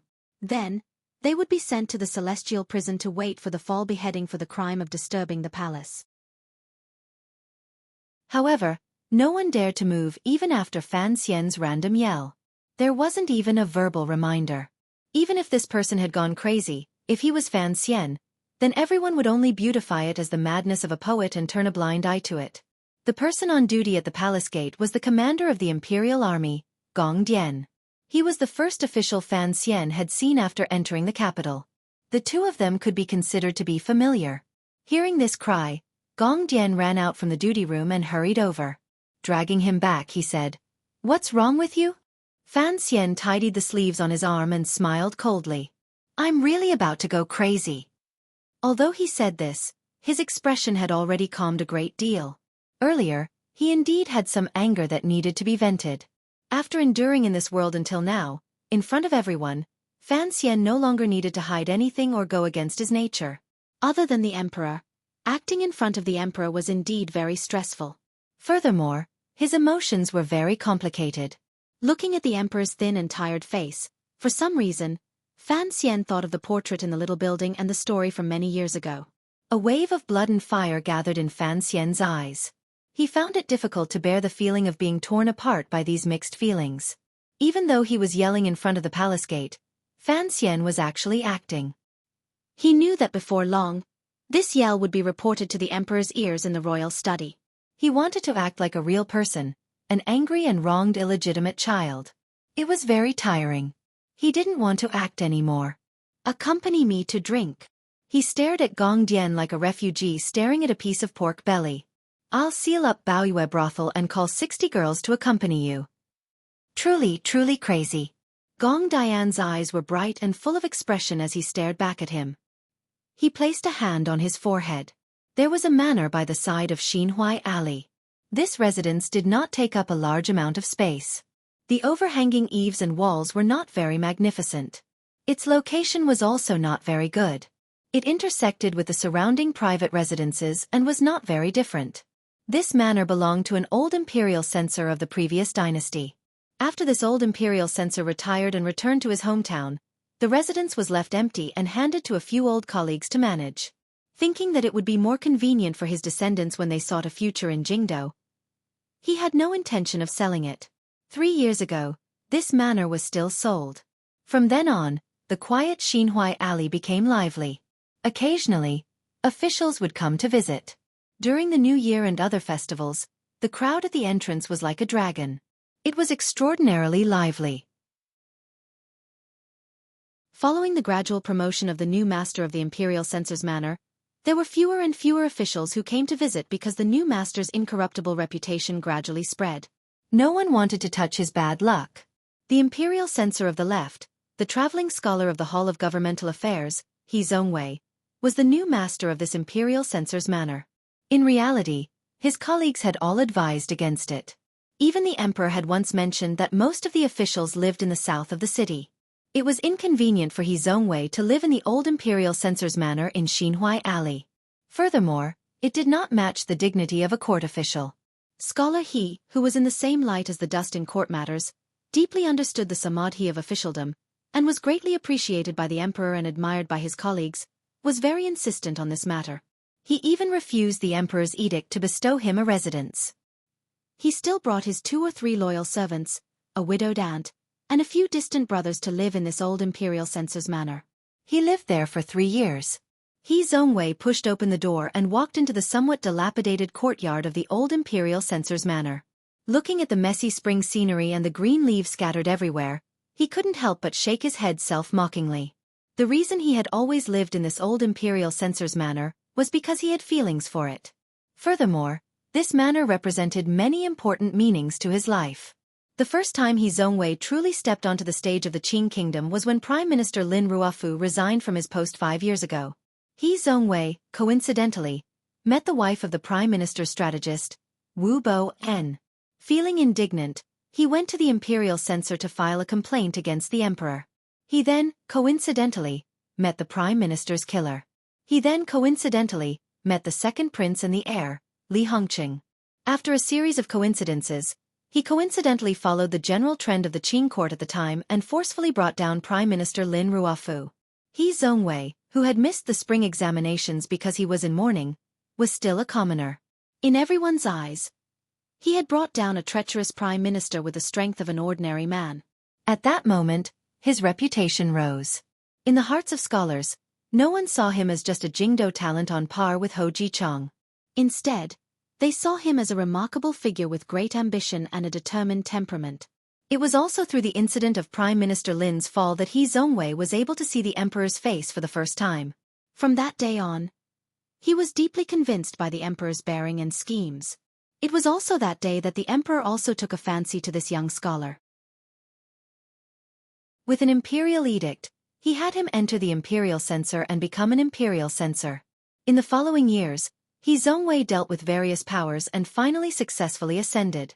He became the youngest scholar of the Hall of Governmental Affairs in the history of the Qing Kingdom. His limelight flourished and was unparalleled. Of course, that was because no one would compare him to that person. Even though he was scholar, in the hearts of thousands of people in the Qing Kingdom, that person would forever be the only one, the high and lofty one. In He Zongwei's heart, that person was a shadow. This shadow floated above his head and blocked out the limitless light of his life, leaving only a patch of darkness and coldness. That shadow was Fan Xian. When He Zongwei received the unanimous praise of the scholars because of Prime Minister Lin's matter, Fan Xian had already exposed the scandal of the spring examination and made 15 officials of the court, including the Minister of the Board of Rights, dead people. Furthermore, there was also the poem that night in front of the palace. When He Zongwei was still a common imperial censor in the imperial censor, Fan Xian was already the commissioner of the Overwatch Council. He had forced the emperor to beat the imperial censors in front of the royal palace. Those imperial censors were He Zongwei's seniors and superiors. When He Zongwei finally welcomed the most glorious moment of his life, Fan Xian still only looked at him with disdain. With one hand he held the Overwatch Council, with the other he held the palace treasury. Now, he had seized back a large piece of land for the Qing Kingdom, Dongyi. He was a talent, and the other was an immortal poet. He was a scholar, and the other was the Duke of Donbua.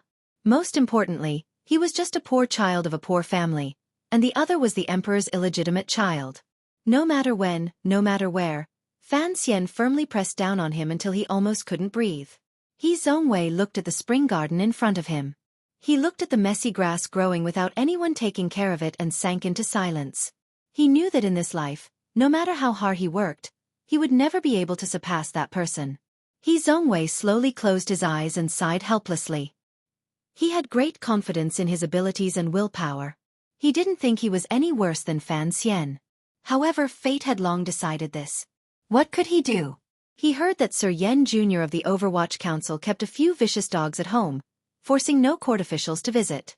He also heard that Fan Xian kept countless guards at home. If anyone shamelessly came to give gifts, they would all be chased out of the manor. He Zongwei's manor couldn't afford to keep dogs or people, but it had raised a black face.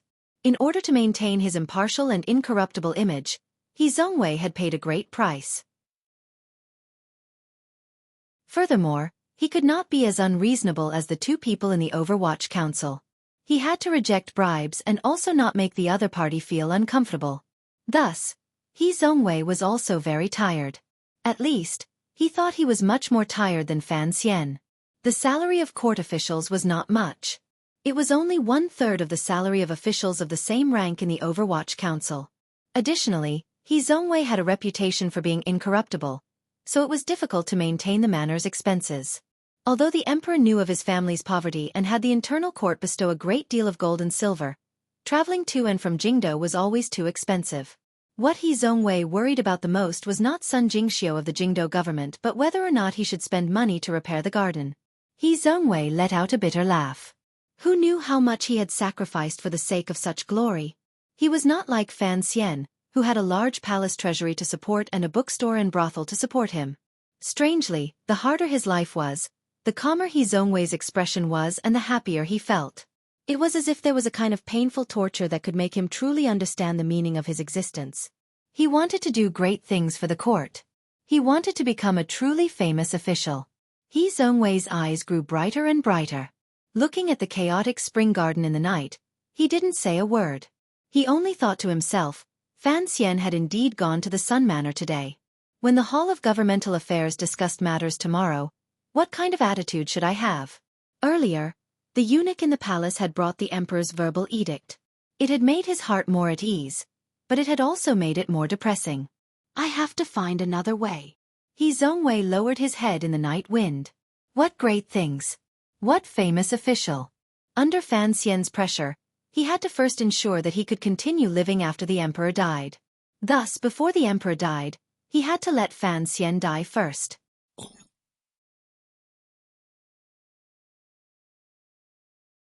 Chapter 662. It rained intermittently during the day, sometimes falling and sometimes stopping. After nightfall, not even small puddles of water formed on the streets of Jingdo. It was just so wet that it made one feel a sliver of sticky annoyance. In the chaotic spring garden of New Scholar Tree Alley, plants grew like crazy, just like a person's ambition and lofty aspirations. A great deal of rainwater accumulated in the grass nests and in the eyes of the flowers. It was like a beautiful and alluring jar of honey. Zhongwei silently turned his back to the study and looked at the spring garden washed by the rain. The honey in his heart gradually melted. He knew that his thoughts were beautiful but also dangerous. The slightest carelessness would result in eternal damnation. Fan Xian was not so easy to kill. What shocked Zhongwei even more was that in his 6 years of contact with Fan Xian, he could always see a glimmer of murderous coldness in the young official's eyes. He was now the imperial censor of the left and a scholar of the Hall of Governmental Affairs. Without the emperor's personal command, the Overwatch Council could not touch him. Fighting against Fan Xian in court had, for a time, attracted countless officials to come to him. It looked like he was in limitless glory, but only he knew that he was actually walking down a path of death. His present situation was truly precarious. If the trend in court continued like this, Zhongwei's future focus would still be on the imperial censorate to keep the Overwatch Council in check. However, once the emperor passed, could this situation still be maintained? Regardless of whether the third prince sat on the throne or some other shocking change, it made no difference to Zhongwei. It only depended on when he stepped down and how much he was suppressed. However, Zhongwei had no solution to this trend. If he continued like this, step by step, even if he became the head scholar of the Hall of Governmental Affairs, what power would he have when facing the person on the dragon chair in the future? He had once tried to find an opportunity to get close to the third prince deep in the palace and seek the greatest support for the rest of his life. All his attempts these 3 years had been forcefully cut off by an unknown power when he was about to approach the inner palace. It was because of these failures that he realized with horror just how powerful the power in Fan Xian's hands was. His influence in the royal palace was far more terrifying than anyone could imagine. Because of his fear and because he knew his future would not be pretty, Zhongwei wanted to stand against Fan Xian more and more, particularly after the emperor had personally appointed a marriage with the intention of easing the relationship between his two beloved generals. However, he had been forcefully refused by Fan Xian. Other than disappointment, Zhongwei knew that he had no other path to take. Perhaps the emperor was just a little angry, but Zhongwei was afraid from the bottom of his heart. Although the emperor was Fan Xian's father, his understanding of Fan Xian was not as profound as Zhongwei's. There was an old saying that the people who understood you the most were often not your family or friends, but your enemies. Zhongwei knew that Fan Xian would not let him go. He would not be like the emperor and truly think that Fan Xian was a pure and solitary official, who put the interests of the Qing kingdom first in everything. In his eyes, Fan Xian was a strange being who always put his likes and dislikes first. It had to be said that Zhongwei's judgment of Fan Xian was correct. There was no hatred in Zhongwei's eyes. There was only a faint self-mockery and an icy coldness. He left the messy spring garden and returned to the study. The decorations in the study were relatively simple, but there were many books and account books piled on the bookshelves on either side. He walked to the side of the bookshelf and thought for a moment. From an unremarkable position, he pulled out a small booklet. Then, he sat beside the desk and began to examine it carefully. This small booklet was the list of names the Ministry of Rights and the Internal Court had worked together to compile after the Jingdo Rebellion. Zhongwei was in charge of the imperial censorate and had the emperor's trust. A long time ago, he had gotten his hands on this list. Furthermore, he had read it countless times in this quiet study. The third page, page 42, was the most wrinkled. It looked like it was the place he had flipped through the most. Before and after these 2 pages were the birthplaces and names of the 100 Tiger Guards who had died for the country, and the people of the Overwatch Council who had died in the line of duty on Dongshan Road. There were 2 names that stood out. One was Gao De, and the other was Wang Qinian. Regardless of whether it was this small booklet, the Ministry of Right's final seal, the Overwatch Council's request for credit, or the internal court's final approval, they all determined that these two people were dead. However, He Zongwei did not believe it. From a long time ago, he did not believe that these two people were dead. Even though he later confirmed that these two people were among the bodies collected on Dong Mountain, he still did not believe it. The Overwatch Council could easily do such a thing. It was still the same thing. He Zongwei understood Fan Xian better than the emperor. What made him suspect this was because of some small details these few years. First of all, Gao De and Wang Qinian were Fan Xian's most trusted aides. They should not have died so quietly in the emperor's eyes. In the emperor's eyes, they were both unremarkable people. In He Zongwei's eyes, these two people had their own importance. Secondly, he had been watching Fan Xian in secret these few years, watching his every move, including when Fan Xian had taken Fan Ruoruo and the Overwatch Council officials to the mausoleum a few days ago. Not long after the matter, he had heard the news and had personally gone to investigate. Just like in the past few years, Fan Xian's visit to the memorial garden was as quiet as ever. Most importantly, Fan Xian did not purposely stop in front of the two graves with Wang Qinian and Gao Da's names written on them and burn some paper money. Fan Xian was a very protective official who cared for his subordinates, particularly trusted aides who had died. Logically speaking, they should not have received such treatment. In the end, the reason He Zongwei made up his mind to determine that these two people were not dead was another small detail. After he became suspicious, he began to use the power of the imperial censorate to secretly watch from the side and let out a cry. Gao De had never married or had children in his life. After his death, his troubles ended. But Wang Qinian, the head of the Overwatch Council stationed in northern Qi, had a wife, a daughter, and a family. Although the Overwatch Council gave him a pension every year, no one knew who had taken it. Most importantly, after Wang Qinian died, it was said that his entire family had moved back home. In the Wang family's hometown, no one had discovered the whereabouts of this family. If Wang Qinian had truly died, Fan Xian would certainly be responsible for the Wang family's daily life. Given his personality, he would not allow Wang Qinian's widow and daughter to wander the world miserably. Wang Qinian did not die. Naturally, Gao De did not die either. Why were the bodies of the two people who did not die on Dong Mountain? Why did the Overwatch Council help them hide it? On Dong Mountain, 100 tiger guards shed hot blood to block the sword. Gao De was among them, so why did he not die? Had he escaped at the last moment? Wang Qinian had been by the emperor's side at the top of the mountain. If he had not died, why was there no sign of him afterward? Could it be that when the emperor was in danger, he had already escaped? He Zongwei slowly closed the scroll. A slight smile rose to the corners of his lips. He thought to himself, the powerful subordinate that Sir Fan Jr. had brought indeed had Fan Xian's style at a critical moment. He ran faster than anyone and saw himself as more important than anyone else. This was a great crime of deceiving the emperor. This crime was punishable by death by 1,000 cuts. He Zongwei understood the emperor's personality too well. As long as someone betrayed him, or rather, as long as an official placed their life before the emperor's safety, he would fly into a thunderous rage and be ruthless in his heart. Furthermore, there were many people who deceived the emperor. If Wang Qinian and Gao De were captured and brought back, it would be difficult for them to escape death. What about the Overwatch Council? What about Fan Xian? He Zongwei took a deep breath. His young and tired face immediately appeared a bit livelier and more austere. When it came to Fan Xian, he could not find any openings to attack. Thus, he could only wait for that wretched day. Unless, before the emperor died, he could incite the relationship between the emperor and Fan Xian.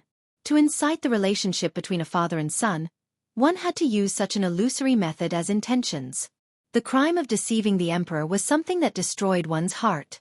When all was said and done, this was probably Fan Xian's only lifeline in this life. He was too sentimental. If he had directly killed Gao De and Wang Qinian, none of this would have happened. Thinking of this, He Zongwei couldn't help but smile and shake his head. Immediately after, he lowered his head and gently tapped the teacup on the table, making a ding sound. Before long, two people walked in. One of them was about 30 years old with a respectful expression on his face. Looking at his facial features, he was rather similar to He Zongwei's. The other person was about 50 years old but still wore the attire of a Confucian scholar. Wang Qinian, Gao De.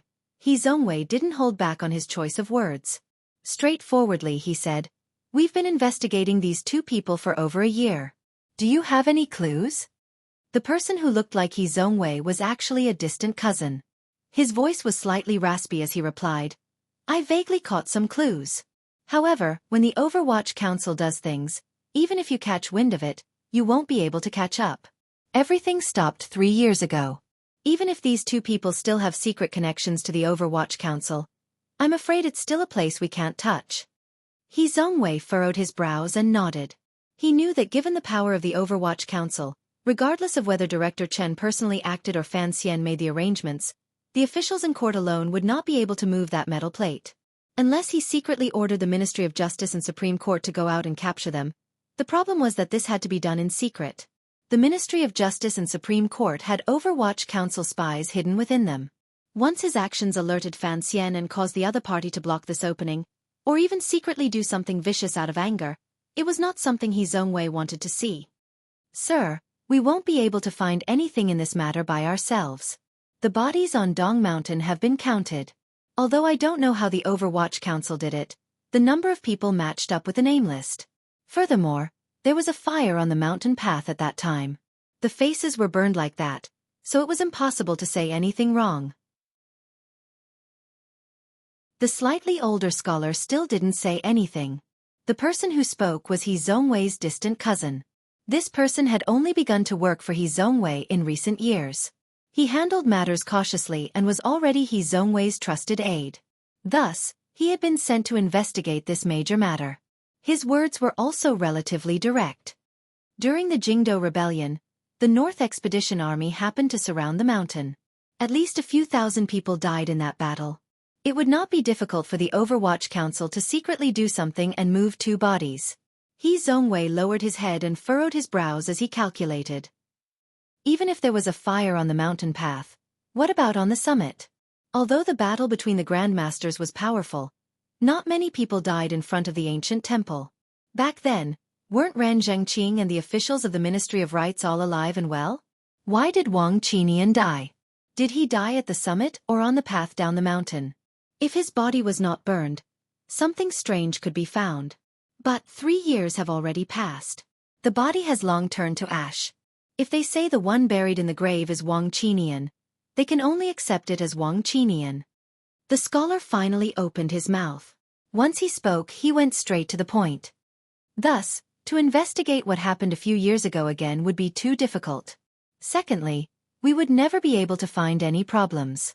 If you truly want to open a path in this direction, I think it is more important to find Wang Qinian and Gao De alive. He Zongwei sank into silence. Of course, he knew his strategist's opinion was correct.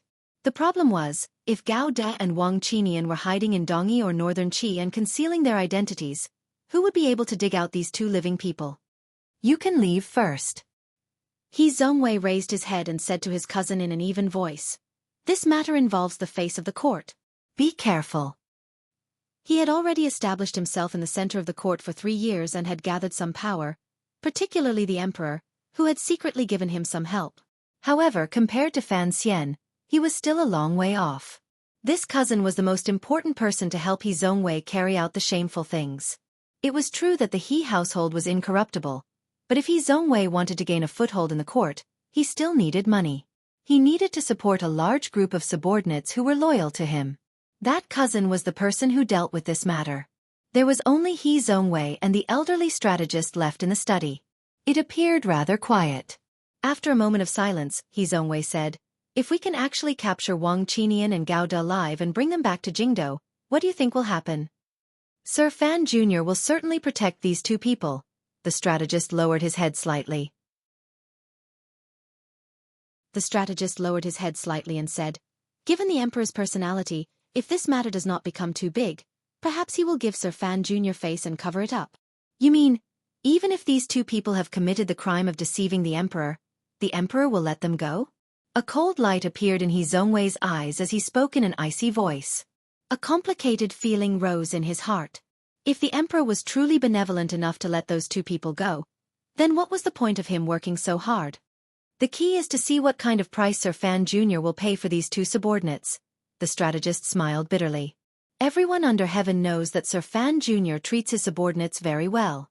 If he really shed all pretense of cordiality and insisted on protecting these two people, what would the emperor do? Was he supposed to just kill him? Sir, don't forget, Sir Fan Jr. is, in the end, the emperor's own son. Own son? He Zhongwei slowly closed his eyes. The crown prince and second prince are also the emperor's own sons. These words are not false. However, the crown prince and second prince did not help the emperor take down Dongyi without bloodshed. When the strategist said the words, second prince, his voice trembled. Immediately after, he said in a quiet voice, to use a piece of territory to exchange for the lives of two subordinates, the emperor still has this bit of benevolence. Of course. The strategist glanced at the disappointed He Zhongwei and lightly said, even if we can't force the emperor and Sir Fan Jr. to turn against each other, we can at least plant a thorn in the emperor's heart. He Zhongwei shook his head and opened his eyes to look calmly at the strategist in front of him. Fan Wujiu, you were originally one of the second prince's 8 generals. Because of the second prince's death, your hair turned white overnight. You have come to join me. Our goals are the same, so you know that if Fan Xian doesn't die, then I will. If you want to avenge the second prince, you have to think clearly. One thorn is far from enough. This old strategist, who looked to be over 50 years old, was one of the most capable 8 generals under the second prince, Fan Wujiu. Back then, the second prince and Fan Xian had a chaotic battle in Jingdo. The 8 generals had all died or been injured. However, Fan Wujiu had long ago seen that Fan Xian's power could not be stopped. After trying to persuade the second prince was useless, he had quietly left. Unexpectedly, many years later, after the second prince had taken poison and committed suicide, Fan Wujiu had returned to Jingdo and thrown himself under He Zhongwei's wing, wholeheartedly seeking revenge for the second prince. Fan Wujiu was silent for a long time. He then quietly said, if you want to make a big deal out of this, then it cannot be done in secret. It must be made known to the entire court. The emperor is someone who values face the most. At that time, no matter how powerful Sir Fan Jr. is, he will probably not be able to stop the murderous knife in the emperor's hand. If the emperor really kills Wang Qinian and Gao Du this time, I am very curious as to what Fan Xian will do. He Zhongwei smiled slightly and said, other than the emperor and the internal court, I can't think of anyone else who would be able to find those two people under the cover of the Overwatch Council in this vast sea of people. There is one most important problem.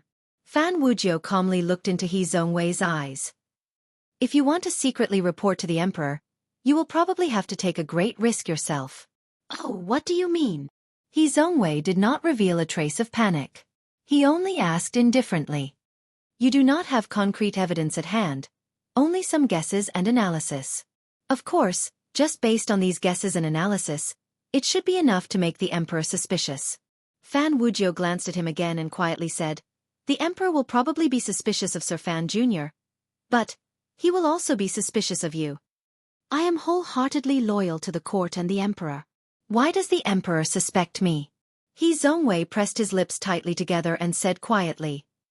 The emperor will suspect that you are purposely trying to drive a wedge between him and Sir Fan Jr. He Zhongwei was silent for a long time. If the emperor truly becomes suspicious and no longer protects me, what do you think will happen to me? If the emperor doesn't like a person, there are many ways to deal with them. I think that in 3 years, the emperor will find an excuse to leave the Jingdo court and take up a post in a distant place. Then, you will certainly be mediocre for the rest of your life, Fan Wujiu calmly said. He Zhongwei smiled bitterly and sighed.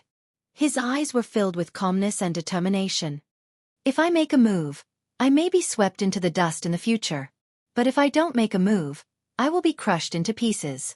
Which one will you choose? He gazed at Fan Wujiu and smiled slightly. I choose the former because, at least I can continue to live. If Fan Xian truly becomes hostile with the emperor, it will be difficult for him to continue living. Fan Wujiu blinked his eyes. His grizzled hair was particularly eye-catching in the dark study. Faintly, he said, you seem to have some resentment toward the emperor. He Zhongwei's expression did not change, but the emotions in his heart churned endlessly. He had endless gratitude toward the emperor, but he also had endless resentment. If the emperor had not brought him up to fight Fan Xian, how could he be constantly trapped in a precarious predicament?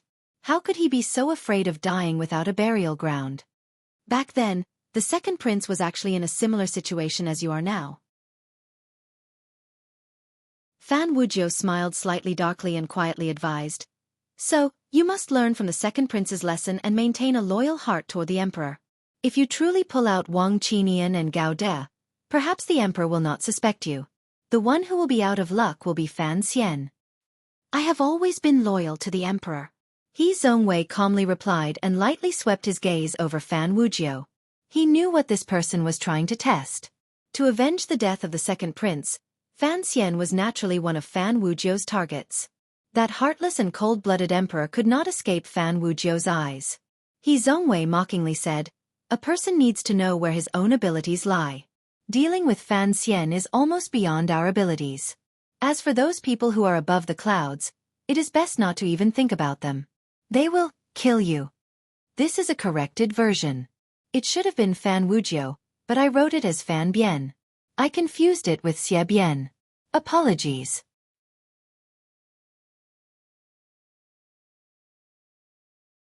Chapter 663. After Fan Wujiu heard He Zhongwei's cold words, he slowly lowered his head and did not have any obvious reaction.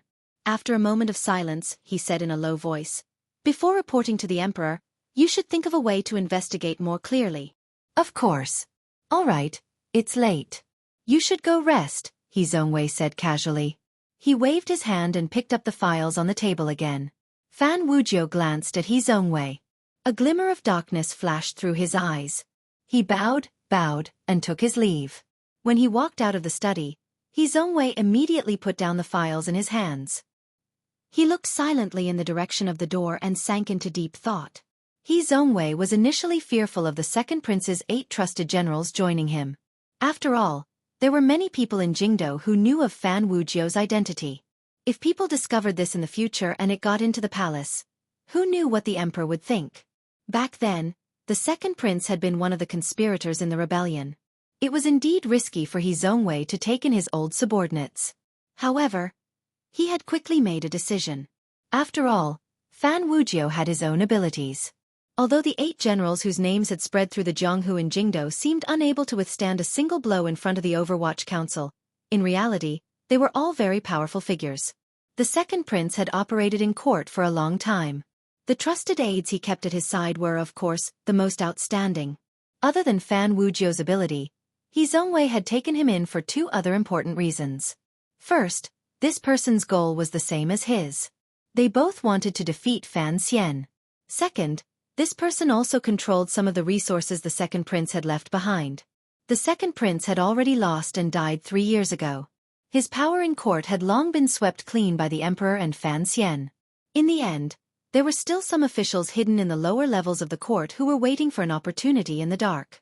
Regardless of whether it was to avenge their master or find a new master, they would see the light of day again. He Zhongwei needed these people. These people also needed Scholar He in court.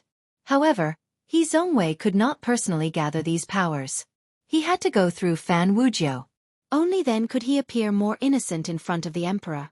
When all was said and done, He Zhongwei was walking on a lonely steel rope with endless abysses on both sides. It was very dangerous. Not long after Fan Wujiu left the study, the cousin of the He clan who had left earlier quietly returned.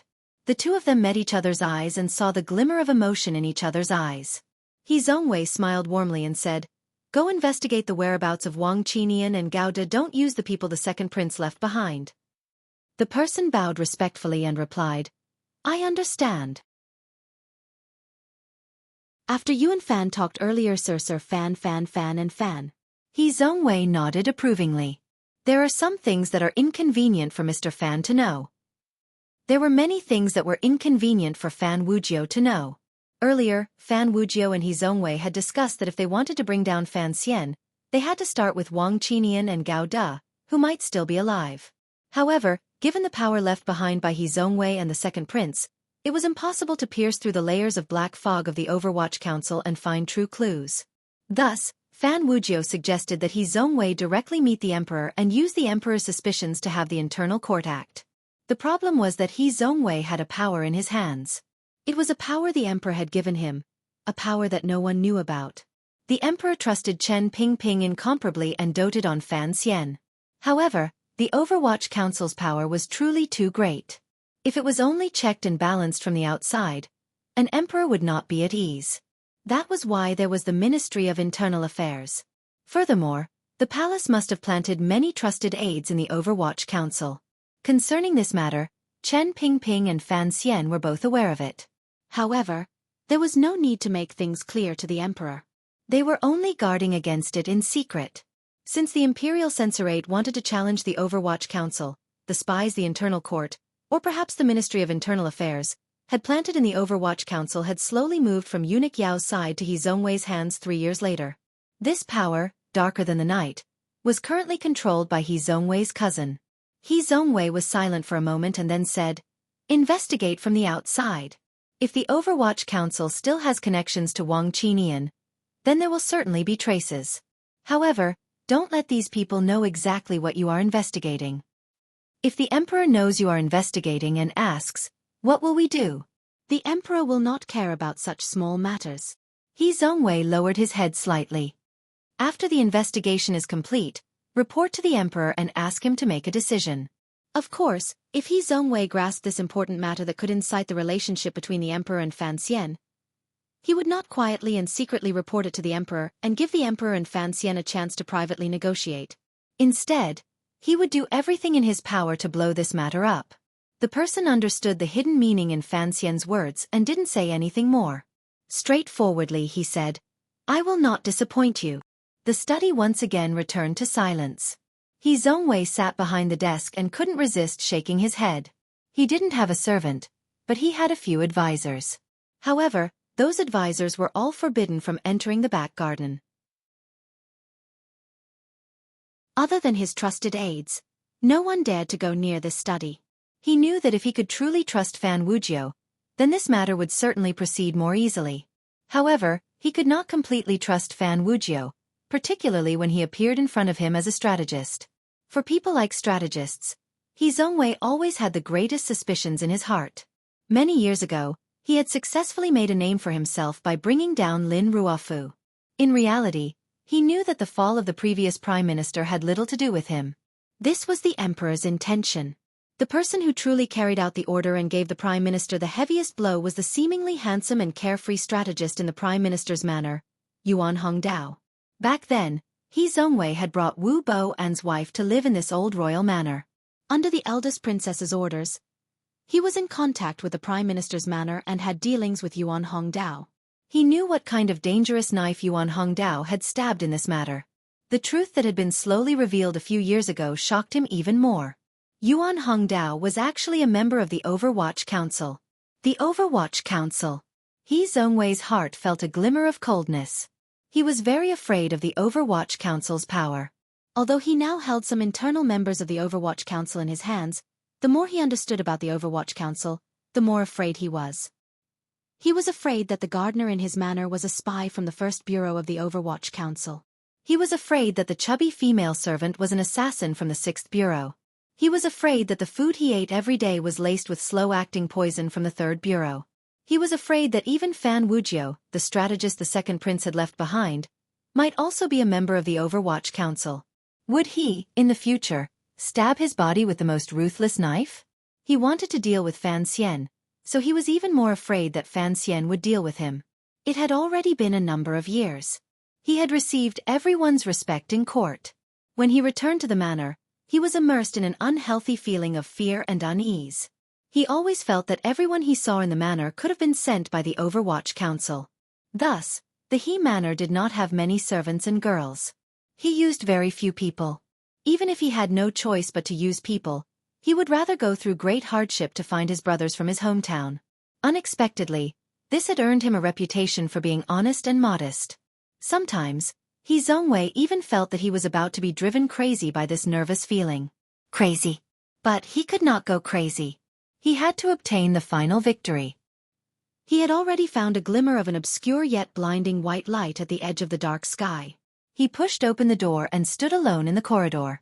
His face was slightly pale, and his mood was unusually heavy. Occasionally, he would think of that woman, and a trace of pain would appear in his eyes. No one knew what kind of torment scholar he was suffering in his heart. No one thought he was a person who was about to go crazy. A few days after the birthday banquet in the Sun Manor, the civil and martial officials in court, and even the scholars and common people who had heard some rumors, all knew that Xueqi had lost this battle. He had lost completely. The emperor did not issue an edict. Instead, he had Xueqi handle the matter of the Jingdo magistrate himself. It was clear he wanted to use this matter to establish Xueqi's authority in court. Unexpectedly, after Fan Xian returned from Dongyi, drank some wine, went to the palace to argue, and took a trip to the Imperial College, he had beaten back Xueqi's extended hand.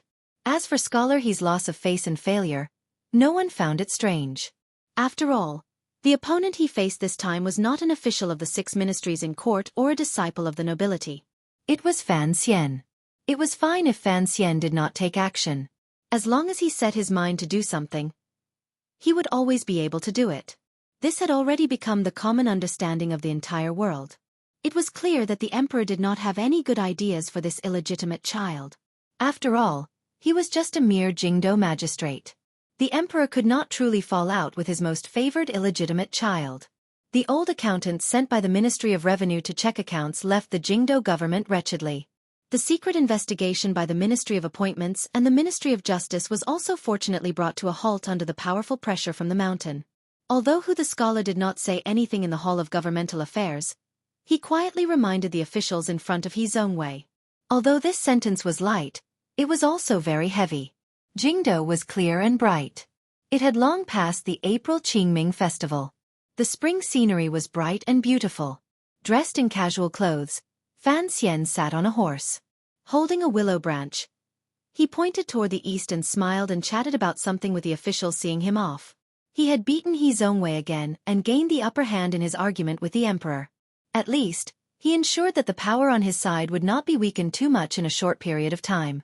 Fan Xian was in a good mood. Even though he was about to embark on another journey and go to the medicinal sword hut in Dongyi to suffer, he was still in a good mood. After exchanging pleasantries with the officials seeing him off and accepting a large basket of flattery, as well as the cold and sour words secretly directed at Xueqi, Fan Xian's expression did not change. He left the pavilion, dismounted from his horse, and continued to hide in his family's black carriage. The surroundings were quiet, but there was another person in the carriage. Yan Bingyun looked at him and suddenly said, "There are already signs of unrest in Dongyi. Do you really not want me to go suppress it? This time, I will bring the Black Knights into the city." A faint worry rose between Fan Xian's brows. "The old director will be returning home in a few days. Stay here and watch for me. If you also leave with me, who in Jingdo will make decisions for the council?" Yan Bingyun acutely saw the worry in his heart. He did not understand but did not ask directly. Instead he said, "Xueqi has lost a great deal of face this time. Presumably, the imperial censorate will be quiet for a long time." "Don't underestimate him," Fan Xian said. "Although these officials said bad things about him in front of me today, if this was a different occasion and in front of Xueqi, who would dare to say anything loudly? The position of an official is still in the emperor's word. As long as the emperor's favor remains, he will not fall. Furthermore, he is a powerful character." Fan Xian suddenly smiled slightly. Fan Xian suddenly smiled slightly and said, "In the past, I always felt that Xueqi's scale was too small. Unexpectedly, he did something unexpected." Yan Bingyun did not smile. Calmly he said, "I found out that Fan Wujiu is in the He Manor. If you really want to deal with Xueqi, just let the emperor know." Fan Xian was silent for a moment. He then shook his head and said, "Fan Wujiu's choice surprised me. Back then when he fled Jingdo, it was clear that he was a cowardly person afraid of death. Unexpectedly, after the second prince died, he had the courage to return to Jingdo and carry out his so-called plan of revenge." He raised his hand to rub between his brows. Raising his face, he sighed in admiration. "Fan Wujiu's action is very old-fashioned. I admire it very much." Yan Bingyun furrowed his brows and said, "I don't believe that you admire Xueqi very much. I also don't believe that you would let Xueqi go because of something like old-fashioned. Right now, I have to take care of a major matter. Before the director returns home, you and I shouldn't do anything to prevent variables from happening, Fan Xian said seriously. The tip of Yan Bingyun's heart trembled slightly. There were not many things that could shock him, but from Fan Xian's words, he smelled a very dangerous scent. There shouldn't be any problems, Fan Xian said quietly. But, there can't be any more incidents in the near future. There can't be any big movements in court. Let's not rush to do anything. What is he Zhongwei rushing to do? Yan Bingyun handed a piece of paper to his hand and calmly said, although I haven't found out, there have been some undercurrents in the council recently. I don't know the reason. Fan Xian sank into deep thought. He was not an immortal, and the Overwatch Council was not omnipotent. Furthermore, it was probably because of some emotional reasons that he did not want to think about whether or not old Wang, who had been closest to him, was doing well in the distance. For a moment, he had not thought about this. As for Gao De, Fan Xian had long thought he was dead. Fan Wujiu alone is enough to force He Zhongwei off the stage. It is as if we have a sharp weapon in our hands, Fan Xian said. If He Zhongwei does make any big movements, throw Fan Wujiu out. There is no need for an official who takes in the old subordinates of a rebellious prince to continue staying in court. Yan Bingyun was silent for a moment. He then said, Sir, he has made a fatal mistake. Fan Xian said, that is because he thinks he understands the Emperor and the abilities of the Overwatch Council. In reality, he doesn't know anything. I made a mistake yesterday. It was a terrible mistake. It had nothing to do with mistakes in writing or words. It was purely a matter of not being serious enough. I apologize again to everyone.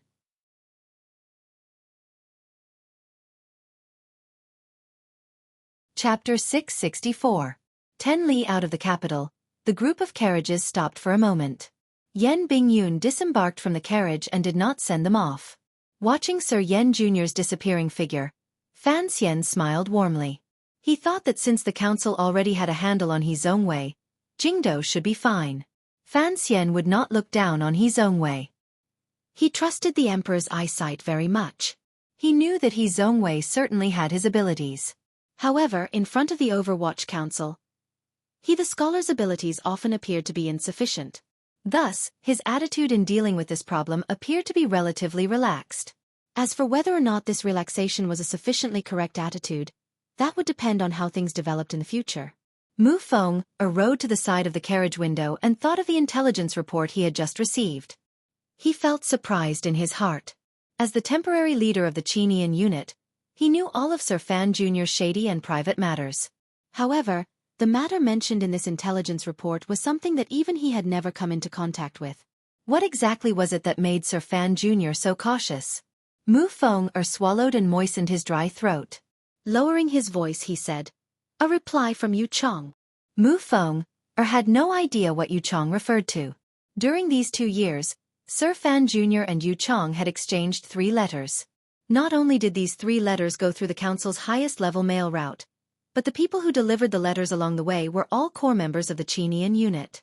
However, even these core members did not know who the letter had ended up in. Where was Yu Chong? What did Yu Chong refer to? Mu Feng had endless questions in his heart. Since the commissioner did not say, he could not guess. He did not dare to guess. Fan Xian was just about to put down the curtain on the carriage window. After hearing this news, he smiled and quietly said, Where's the letter? Mu Feng made a whistle. All of the Overwatch Council secret agents and swordsmen beside the carriage spread out. They each controlled the surroundings of the road and the direction of the woodlands. They surrounded the black carriage in which Fan Xian was in. Fan Xian took the letter and glanced at it. He remembered the words clearly. The words on the letter were all very common, and the meaning put together was also very common. But only the writer and the receiver knew the true meaning. He suddenly felt an itch at the top of his ear. He couldn't help but scratch it. Closing his palm, he crushed the entire letter into a snowflake. This was a method he had long gotten used to. He had once seen it. The Emperor seemed to have this habit as well. Perhaps those who had learned the tyrannical true qi all had too much true qi and used it as a human shredder. These rather absurd and cute thoughts suddenly appeared in Fan Xian's mind. A faint and quiet smile rose to his face. It was clear that he was in a good mood. Mu Feng didn't know why he was in a good mood and asked hesitantly, "Sir, should we continue along the same path?" No. Fan Xian restrained his expression and said seriously, "Go to Dongyi on your own. I will meet you outside the city." Mu Feng was slightly startled and didn't dare to accept the order. The director had strict orders to not allow you to move alone again. "I am now the director." Fan Xian looked at him with a smile. Mu Feng was slightly embarrassed. Only now did he remember that before they left the capital, the emperor had already issued a decree to the world. Sir Fan Jr. had officially taken over Director Chen's position and became the second director of the Overwatch Council of the Qing Kingdom. He was no longer the commissioner of the past. The black carriages gradually left. Fan Xian stood in the woods and looked at his loyal subordinates. He thought to himself that he was responsible for too many people's lives. Perhaps this was a very headache-inducing matter. South of Jingdo was Weizhou. The city by the Wei River was radiated by the splendor of Jingdo. It was also a place that high officials, nobles, and wealthy merchants had to pass through on their way to Jiangnan. Although the city was not large, it still appeared particularly prosperous. Wherever it was prosperous, there were bound to be brothels and gambling dens. Thus, Weizhou, without exception, had opened a Baoyue brothel. Far away from Baoyue brothel was Weizhou's largest and most extravagant gambling den, the 1,000 Gold Pavilion. Speaking of the 1,000 Gold Pavilion, it was easy for people to think of it as a brothel. Fan Xian, who was disguised as a merchant, raised his head and looked at the 3 large words on the 1,000 Gold Pavilion signboard. He couldn't help but laugh. The gambling den had long since become a boiling cauldron of voices. Even though there was a large ventilation fan produced by the palace treasury that was constantly being used by the coolies, the smell of people mingled with the smell of perfume and alcohol. It was still a little unpleasant, and Fan Xian couldn't help but cover his nose. Looking around, he confirmed that the person he was looking for was definitely not waiting for him on the first floor, so he walked up to the second floor. Unexpectedly, at the entrance of the second floor, he was stopped by 2 people who seemed to be in charge of the building. Fan Xian was slightly surprised, but he immediately understood what had happened. He couldn't help but laugh at himself. With Fan Xian's status, of course, no one in this world would dare to stop him. He was used to this, so he walked directly up the stairs without any disguise. He didn't expect that today. He was just an ordinary merchant. The second floor of the 1,000 Gold Pavilion was the place where one could truly spend a lot of money. The people who came here to play were all wealthy and respectable. Even if there were occasional disputes, they all had a sense of propriety, so they had a good reputation. However, such a place always required a threshold, and Fan Xian's current appearance clearly did not allow him to cross that threshold. "Sir, if you are in the mood, why don't you stay downstairs and have some fun?" Although the steward did not give Fan Xian any face by stopping him at the entrance, his tone was still rather gentle. It could be seen that the management of the 1,000 Gold Pavilion was good. Fan Xian smiled and said, "I'm here to look for a friend." The steward was slightly surprised. After a moment's deliberation, he softly asked, "May I know the surname of the friend you are looking for? If there is an urgent matter, we can report it on your behalf." "My friend's surname is Guan." Hearing the word Guan, the steward's expression immediately changed. He immediately bowed slightly, but was extremely careful not to attract the attention of the gamblers on the first floor. He extended a hand and very respectfully led Fan Xian to the second floor, placing him in a very unique room. He then lowered his voice and said, "Sir, please wait a moment." Fan Xian sat in the room. It didn't take long before he heard the sound of hurried footsteps coming from outside. A charming young woman walked in with a slightly nervous expression. The steward also walked in with the young woman. He reported, "It is this sir who is looking for a friend with the surname Guan." "Go out. You know what to do." The young woman bowed slightly to Fan Xian with extreme respect, then spoke to the steward.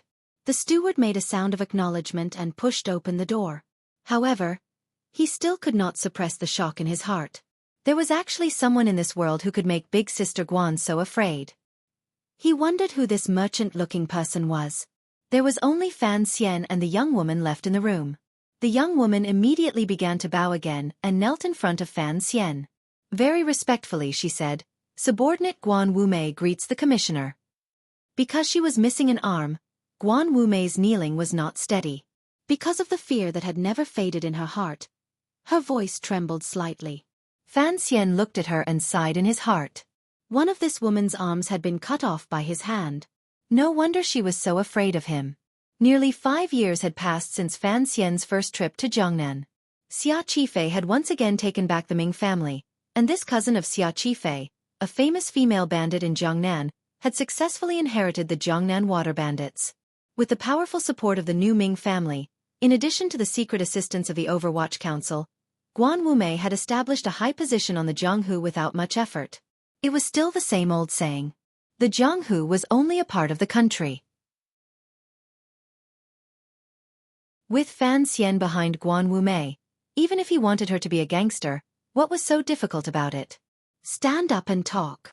Fan Xian looked at her and did his best to say as gently as possible. Right, there is one more thing. I have officially taken over the Overwatch Council. In the future, don't call me Commissioner.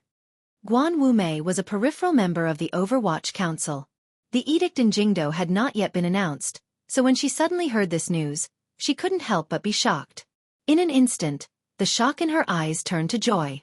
She had never held a grudge against Sir Fan Jr. in her heart, even if he had chopped off one of her arms. Sir Fan Jr. had avenged her cousin and taken back the Ming family. More importantly, she knew what kind of person she was. Holding a grudge against Sir Fan Jr.?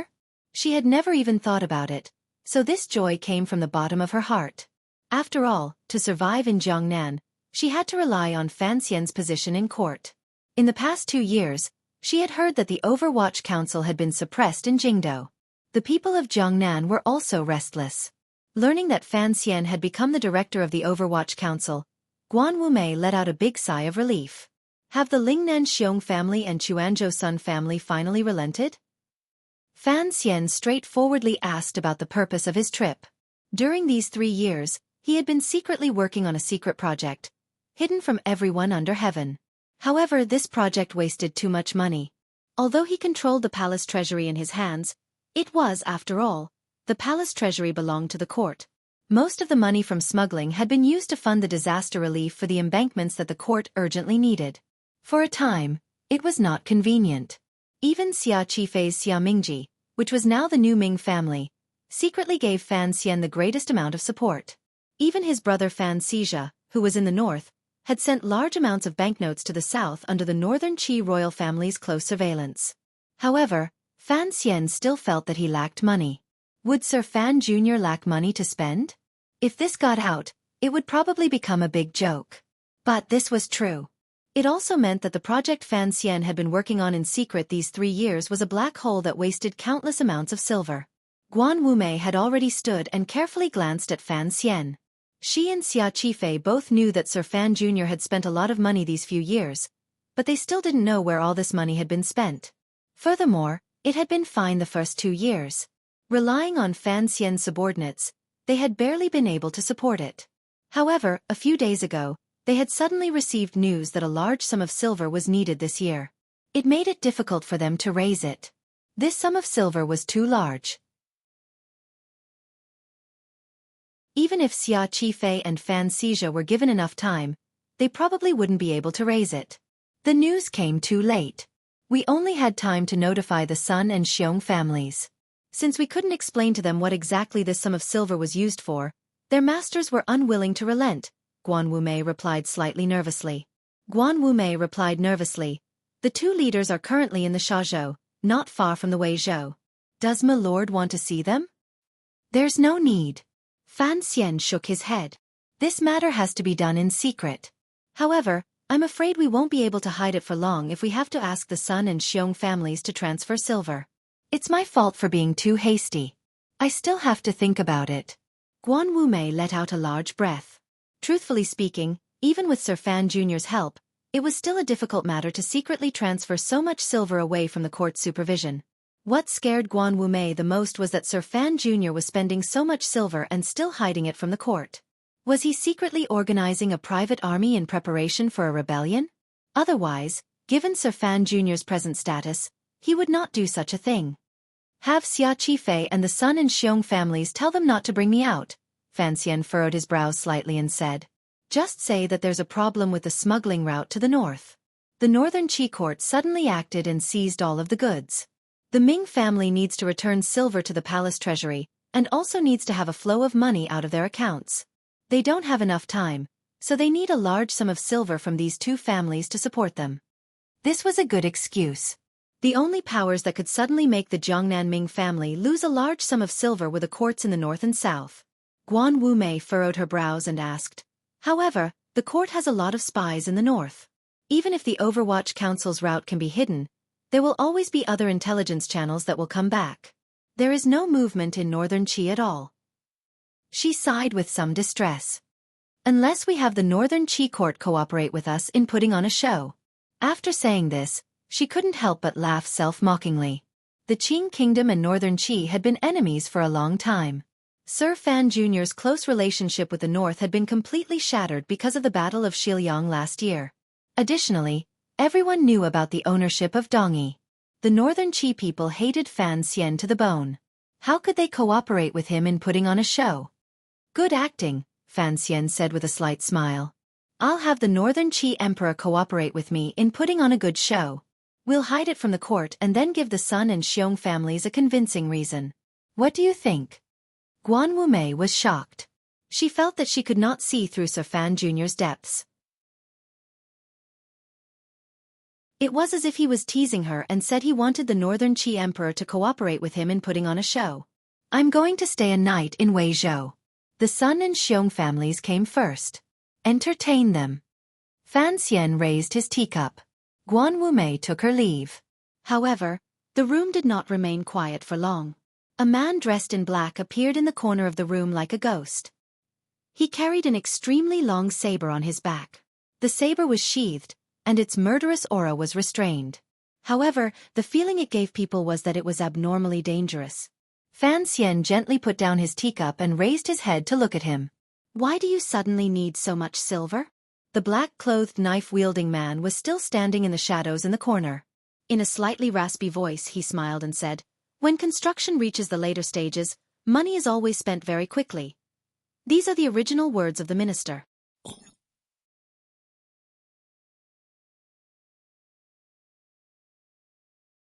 Chapter 665. Fan Xian furrowed his brows. He looked at the person in the shadows and hesitated for a moment before opening his mouth to ask, "Why are you so happy? Although we don't see each other often, I'm still not used to it." The knife man in the black shadow bowed slightly and said with a smile, "I have always been such a frivolous person. Please forgive me, Sir Fan Jr." "Frivolous?" Fan Xian furrowed his brows and said, "No wonder you caused such a big mess back then because of your playfulness. The palace named you to be eliminated." The bladesman's expression turned grave, and he said seriously, "It is all thanks to Lord Minister that I am still alive today." Fan Xian didn't say anything more. Instead, he thought of other things, other people. In the Battle of Dong Mountain, over 100 tiger guards had all died. The emperor had used the sword in Sigu Jian's hand to cold-bloodedly and mercilessly purge the tiger guards. He had also swept away the greatest support Fan Jian had hidden within the royal family.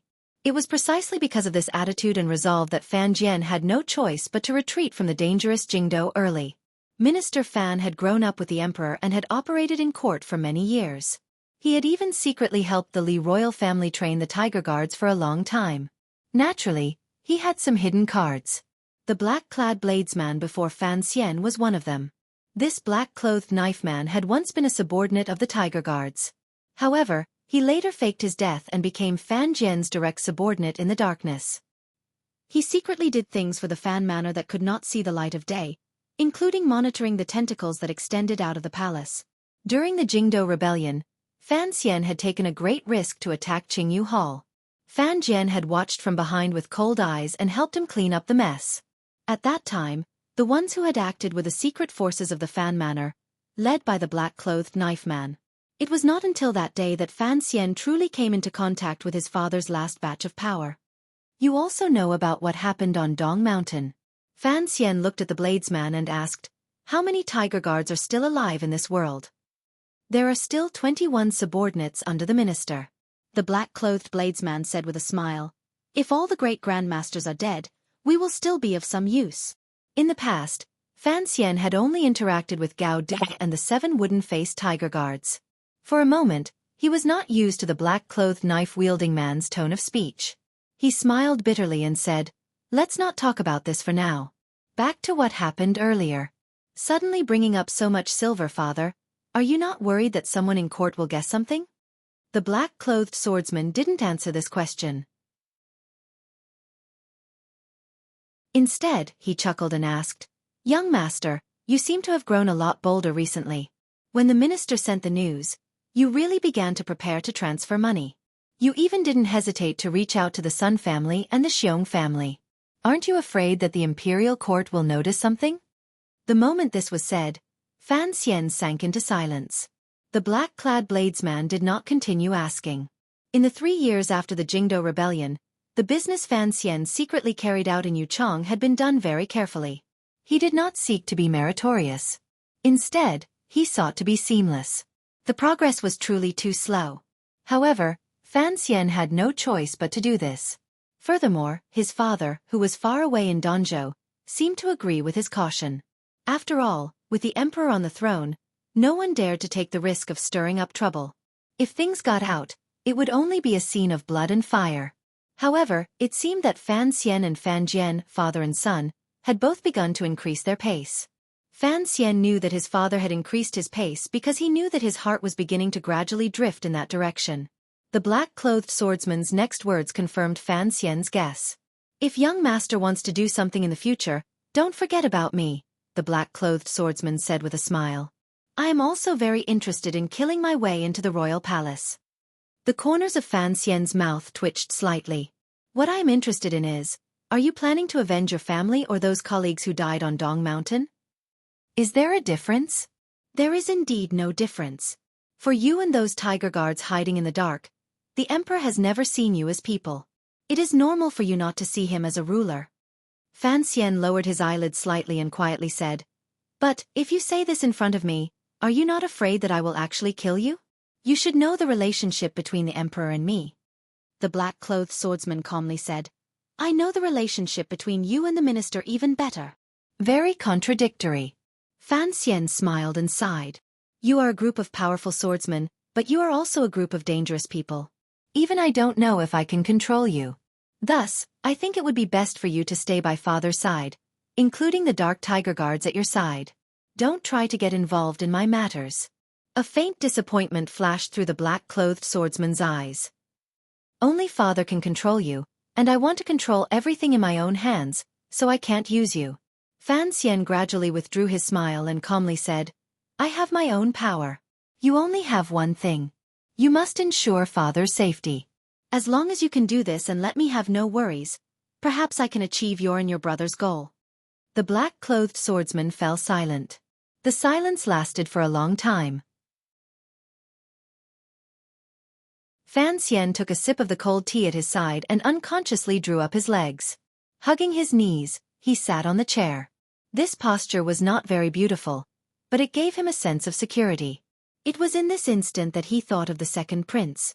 Looking at the black-clothed swordsman in front of him, he also thought of Gao Da and the innocent people who had bled and died because of the emperor's schemes. He even thought of Chen Pingping and Jing Gu, who had slit Qin Heng's throat in front of the royal palace in Jingdo. It had been a while since he had seen Jing Gu. A glimmer of light flashed through Fan Xian's eyes. He thought of how Chen Pingping had done so many things in secret and pulled back many people from the brink of death. His father had actually done similar things in secret these years. These two old comrades in arms had not communicated much, but they both chose the same method. They probably both knew that only people who had truly experienced life and death would have the courage to stand in this world and resist all the pressure placed on them. Only people who had survived life and death could stand bravely, even proudly, and ruthlessly under the light of imperial power. This was probably the problem of will that Sigu Jian spoke of. It had nothing to do with the level of one's cultivation.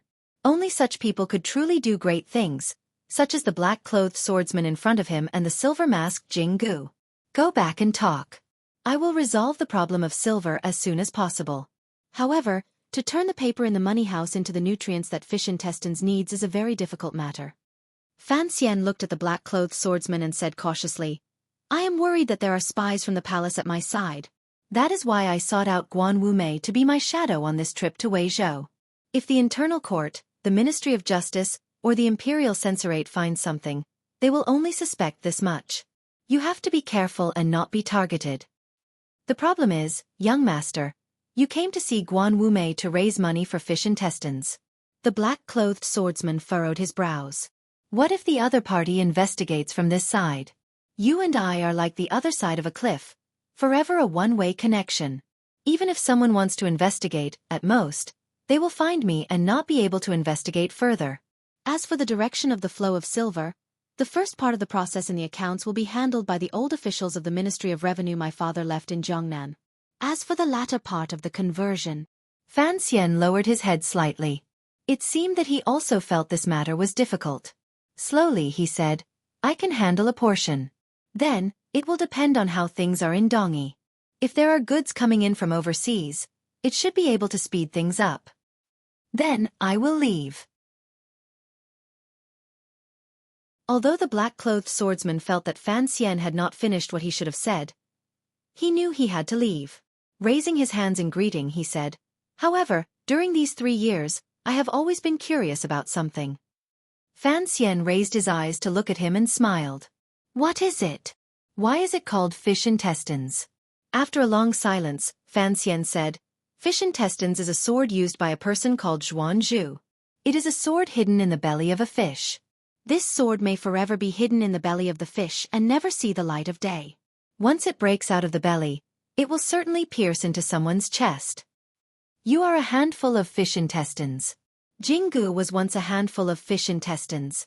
The shadow beside me is also a handful of fish intestines, Fan Xian said with a slight smile. However, you are all beginning to see the light of day. Only my fish intestines are still hidden.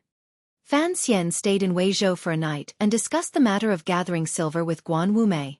Xueqi was in Suzhou and would not be able to rush over no matter what. He could only use Guan Wumei's mouth to remind the master of the new Ming family of the importance of this matter. The next day, the representatives sent out by the Lingnan Xiong family and Chuanzhou Sun family arrived in Weizhou. Fan Xian only watched from the shadows. After confirming the possible attitudes of these two giants, he relaxed. The new Ming family's excuse was indeed very practical.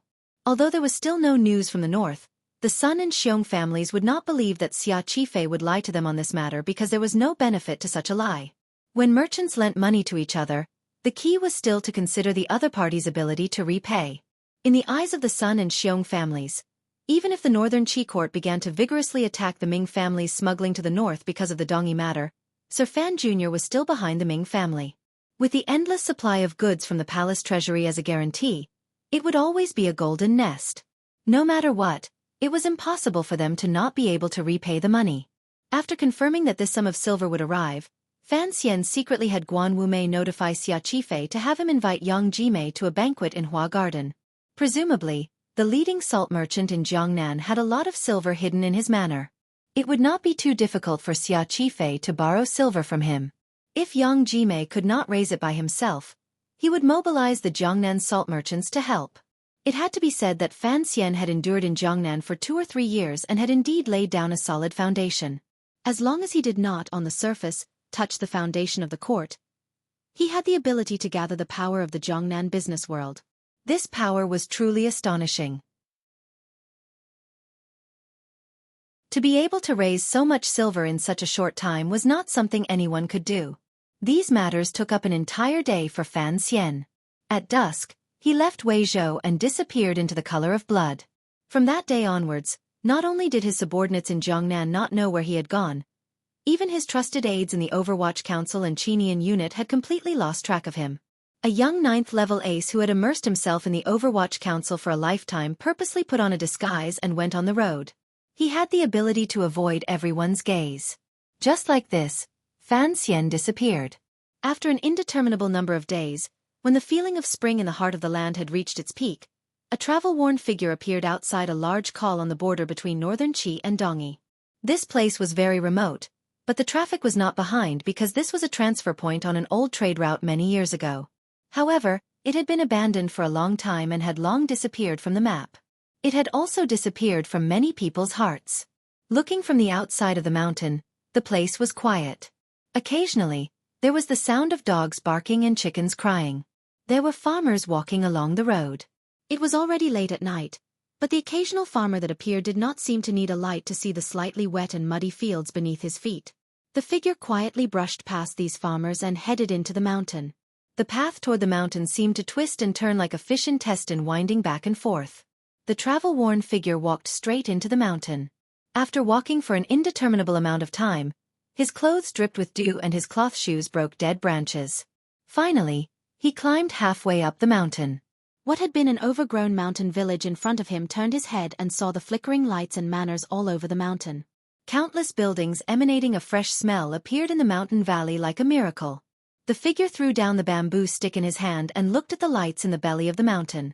For some reason, he felt very moved in his heart, to the point that his eyes were almost moist. He knew that this scene hidden behind the farm, hidden in the peach blossom spring, had used up a great deal of his energy and money. He didn't know how many people had paid for it.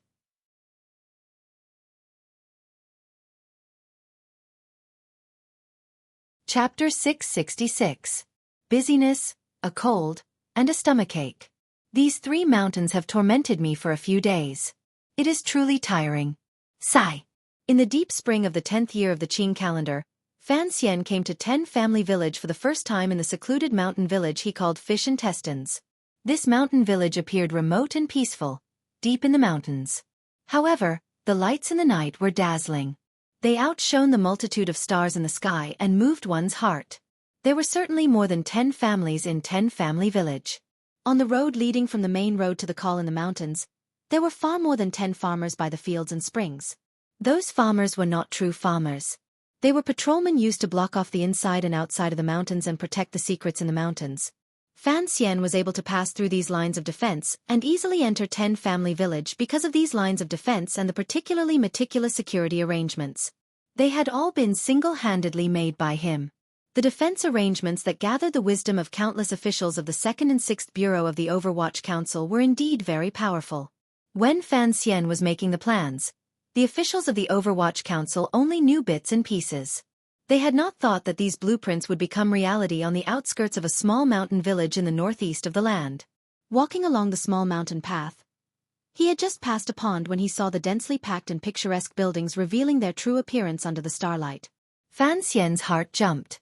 He stood there and sighed to himself. He thought that even if outsiders accidentally entered this place, they would probably only think it was a large manor built in the mountains by some wealthy family just by looking at the buildings outside. He stopped and his figure was revealed under the starlight. Then, a dozen crossbow bolts poked out of the darkness and aimed at him. Fan Xian lowered his head and hid his appearance in the darkness. He then pulled up the hood on his back and covered his head. Only then did he take out a small token from his waist and flash it at the crossbow bolts full of murderous intent. A person who looked like a worker walked out of the darkness and carefully approached Fan Xian. He accepted the small token and looked at it carefully for a long time before he waved his hand and had the crossbow bolts disappear in the darkness behind him. The worker led the way, leading Fan Xian around the stone paths between the courtyards. They came to an isolated place. After confirming that no one was watching, he dropped to his knees and said excitedly, "Greetings, Commissioner." Fan Xian looked at him with a slight smile. This was one of the first members of the Qinian unit and an expert that Wang Qinian had helped him recruit back in the day. It had been 2 years since they had seen each other. It was clear that this secret agent had not expected Sir Fan Jr. to suddenly appear in 10 Family Village. It was difficult for him to suppress his excitement. "It's been hard on you these past few years." Fan Xian looked at the worker and said, "For now, don't leak the news of my arrival. First, take me to see the old shopkeepers." "Yes." The worker bowed respectfully and suddenly said, "The old master also came 2 days ago." Fan Xian was shocked and asked, "When did this happen?" 8 days ago. "Quick, take me to him." 2 dark figures walked through the buildings of 10 Family Village under the accompaniment of starlight. Fan Xian couldn't resist using his peripheral vision to size up these buildings that were different in height from normal residences. He looked at the specially designed doors, windows, and ventilation systems. He wondered if they were empty or already filled with things. Although everything in this village had been built bit by bit with the silver he had provided, it was still a very important matter. Thus, Fan Xian had cut himself off from everything here these 2 years. Even his most loyal subordinates in Jiangnan did not know that he had hidden such a village in a certain corner of the land. This was also Fan Xian's first time coming here personally. Other than feeling moved and sentimental, he also couldn't help but be curious. He wondered what those people, silver, and blueprints had changed the village in the 2 years after they were gathered together. The two of them walked into a small courtyard deep in the village. There was still a dim light in the room, making Fan Xian's shadow appear very thin and long as it fell on the stone steps. Fan Xian quietly said something to the secret agent of the Qinian unit. The secret agent smiled and left. He did not arrange for anyone to guard this place. If someone could actually enter deep into 10 Family Village and threaten Sir Fan Jr., then it would be unnecessary to send anyone else. Fan Xian tidied his clothes outside the room and walked in. Facing the stern-looking middle-aged man behind the desk, he knelt down on both knees and made a full bow. In a sincere voice he said, "Greetings, father." The retired Minister of Revenue, Fan Jian, had not been in Danzhou to be filial to his mother and take Lady Lu on a trip to the sea. Instead, he had appeared in this small mountain village between Dongyi and northern Qi. This was truly an unexpected scene. Minister Fan looked at his son in front of him. Surprise flashed through his heart. Immediately, it became complicated. He smiled warmly and helped him up. The father and son had not seen each other for more than 2 years. They were worthy of Fan Xian's bow. However, the former minister knew that his son was not someone who liked to kneel to others. From this kneel, he vaguely sensed something. Fan Jian did not open his mouth to ask. Fan Xian also did not say that from his sister's mouth and the story of the past, he had already guessed what kind of painful price the Fan Manor had paid for his survival. "Father, why have you personally come?" Fan Xian helped his father sit properly in the chair. Looking at the faint white hair on his head, he couldn't help but sigh in his heart. Counting his years, his father should be in his hometown in retirement. However, because of Fan Xian's matters, these 2 years had still tired the old man out. His father's personal visit to 10 Family Village made him feel a glimmer of surprise. Fan Jian smiled slightly and said, "Although I am in Danzhou and can remotely control the construction of this place, after 3 years of accumulation, constant dripping wears away a rock. The preparatory work for 10 Family Village is pretty much done. If you truly have the courage to rebuild a palace treasury here, if I don't personally oversee it, I cannot be at ease no matter what." A second palace treasury? So, this remote 10 Family Village bore the weight of Fan Xian's great ambition. Ever since the Jingdou Rebellion, Fan Xian had secretly rescued a number of old Qingyu Hall shopkeepers from the capital. Additionally, he had been in charge of the palace treasury for a long time. A few years ago, he had made a copy of the palace treasury techniques in North Min. Additionally, with his present wealth and power, as well as the innate things in his transmigrated soul, if the heavens were truly willing to give him 10 years, perhaps he could actually turn this remote mountain village into a second palace treasury. What was the palace treasury? It was the foundation that supported the Qing kingdom's military strength for 30 years. It was an endless source that the Qing emperor used to supplement the national treasury and people's livelihood.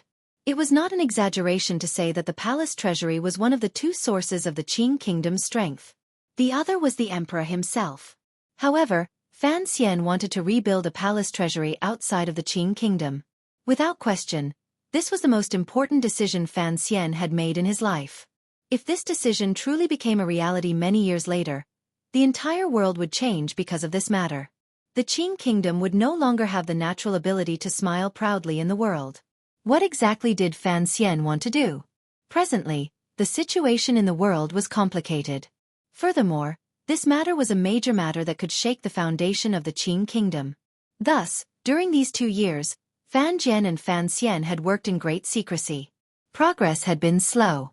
They only hoped to not draw the attention of the people under heaven, and did not ask for speed. If in the future, a second palace treasury truly appeared outside the Qing kingdom's borders, it went without saying what kind of powerful blow and damage it would bring to the Qing kingdom's national strength. Thus, Fan Xian hid this matter from everyone under heaven. He only dared to carefully discuss it with his father in secret. If you leave Danzhou for too long, I'm afraid it will cause discussion. Fan Xian was not in a hurry to discuss the problem of a second palace treasury with his father. Instead, he spoke with slight worry. Although Fan Jian had retired, seeing how the emperor had used a sword to kill people and slaughtered over 100 tiger guards, The emperor did not trust this trusted companion he had grown up with. Presumably, there were many spies from the palace stationed in Danzhou. If Fan Jian was not willing to retire in Danzhou, the news of him leaving Danzhou should immediately be sent back to Jingdou. Your Overwatch Council combed through Danzhou, and my people combed through it again. Fan Jian gazed at his son and smiled warmly. The emperor does indeed appear to be undefeatable, but he is not a god. His energy is limited. It is impossible for him to grasp all the minute changes under heaven, particularly since you are secretly hiding it from him. As for me leaving Danzhou, it was originally to wander around Dongyi. The smile of the previous minister appeared slightly amused. Before I entered the Ministry of Revenue, I was a famous wastrel in Jingdou. Now that I have retired and returned to my hometown, it is natural for me to go to a prosperous place like Dongyi to paint some beauties. The emperor cannot fly into a rage because of this. It's still not appropriate. I just come occasionally to take a look and keep an eye on the progress. Fan Xian looked at his father. Other than worry, there was also an additional sense of guilt. He had never wanted his father and Chen Pingping to be involved in this incomparably dangerous matter. However, when it came to the matter of 10 Family Village, at the beginning, he had no clue at all. How could they rebuild a palace treasury from nothing? He was not his mother, Yi Qingmei. Although he had a ready-made old shopkeeper of the Yi family, who had once experienced the construction of the palace treasury in North Min, had a large pile of records of the various processes of the palace treasury, and was even familiar with the layout of the 3 workshops of the palace treasury in North Min, he still felt lost and retreated when it came to building a new palace treasury. The night before Minister Fan left Jingdou, he talked with him for an entire night and cleared up many of his doubts. When Minister Fan discovered that his son was using the eldest princess rebellion to prepare to rescue the old shopkeepers of Qingyu Hall in Jingdou, he knew what Fan Xian was thinking in his heart. Thus, he spoke openly and honestly to his son. Building another palace treasury is more difficult than you imagine. This is an inauspicious matter that will shake the Qing kingdom and change the situation of the entire world. That night, Minister Fan said to him with sincere and heartfelt words, "I am a person of the Qing kingdom. Of course, I do not want you to do this. If you can convince me, you can leave the beginning matters to me." At that time, Fan Xian did not want to completely break off relations with the Qing emperor. He also did not want to become a sinner of the Qing kingdom and put the Qing kingdom he had grown up in into great danger. However, he still unconsciously began to dig up the foundations of the Qing kingdom. He only used 2 sentences to convince Fan Xian. This is not the palace treasury. This is what Mother left for this world. If Mother was still alive, she would not want the emperor to use her legacy to satisfy his personal ambitions. But, your mother also hoped for the world to be unified. I don't understand those very mysterious things, but I understand women, Fan Xian said to his father in that quiet night. That quiet night, Fan Xian said very seriously to his father, I only know that if Mother was alive, she would not want the wealth she left behind to forever be held in the hands of the man who murdered her. Minister Fan was silent for a long time that night. He then nodded. With this nod, 2 years passed. The father and son, who had the most money in their hands, began to secretly do something that was destined to shock the world. Perhaps what the 2 of them had done was too inconceivable, so not a single force had found out about it. This was also the result of Fan Xian's extreme caution. During these 2 years, other than the secret flow of money, he did not use any of the power at hand to help 10 Family Village grow. This little village was like a child who had been released into the wild, slowly growing among the green grass of the mountain. As for whether he would continue to release the sheep after he grew up or be released into the wild, that was a matter for many years in the future. Fan Xian did not ask him what Fan Xian would use 10 Family Village for if, many years from now, 2 palace treasuries truly appeared in this world. Fan Xian also did not ask his father why, as a subject of the Qing kingdom, he would make such a choice just because of the grudge between his mother and the emperor. The old shopkeeper of Qingyu Hall, who had escaped from Jingdou, came to 10 Family Village. The craftsmanship secrets Fan Xian had stolen from the palace treasury came to 10 Family Village. Minister Fan's most secretive power also came to 10 Family Village. The silver Fan Xian had gathered from all over the world also came to 10 Family Village and the depression deep in the mountains. Secrets, money, and martial power fermented in this obscure little place for 2 years. No matter how careful the Fan father and son were, 10 Family Village was already prepared to expand. They had completed all the basic construction and were ready to become a second palace treasury. Thus, Minister Fan had the black-clothed knife man bring a message to Fan Xian that a large sum of silver was needed. This point of time was actually much earlier than Fan Xian had originally predicted. From the beginning of the plan, he had never thought that he could be mentioned in the same breath as his mother, Yi Qingmei. Yi Qingmei had not taken many years to build the palace treasury because she had the support of the entire Qing royal family and Uncle Wu Zhu to protect her. Furthermore, her abilities had always far surpassed Fan Xian's. Minister Fan clearly saw Fan Xian's confusion. He smiled warmly and said, "Those old fellows of Qingyu Hall were all old people who had participated in the building of the palace treasury. This is the second time, so it should be easier." Fan Xian smiled and shook his head. "But, it's still faster than I thought." When we were repairing the palace treasury, Minister Fan seemed to think of many years ago in the wastelands of North Min. He smiled.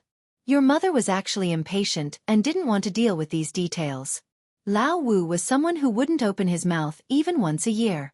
Thus, I did all of these small and mundane tasks." So, he was the supervisor of the building of the palace treasury. No wonder 10 family village had developed so quickly.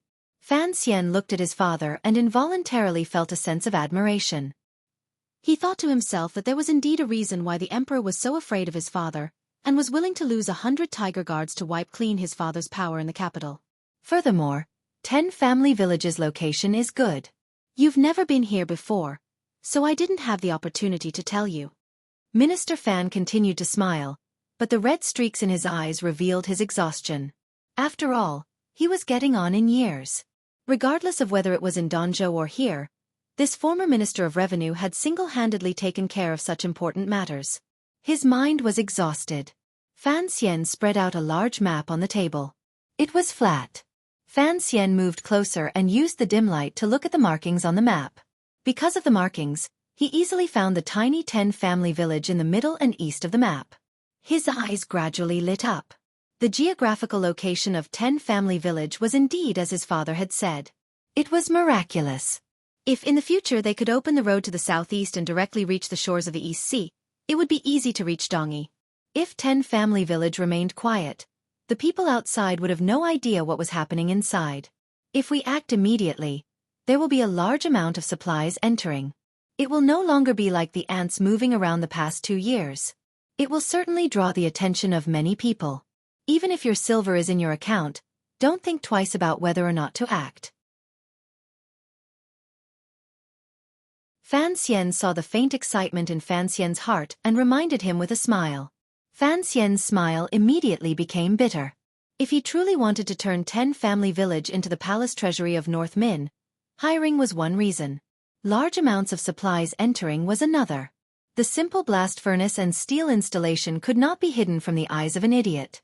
Everyone would probably guess what was going on inside.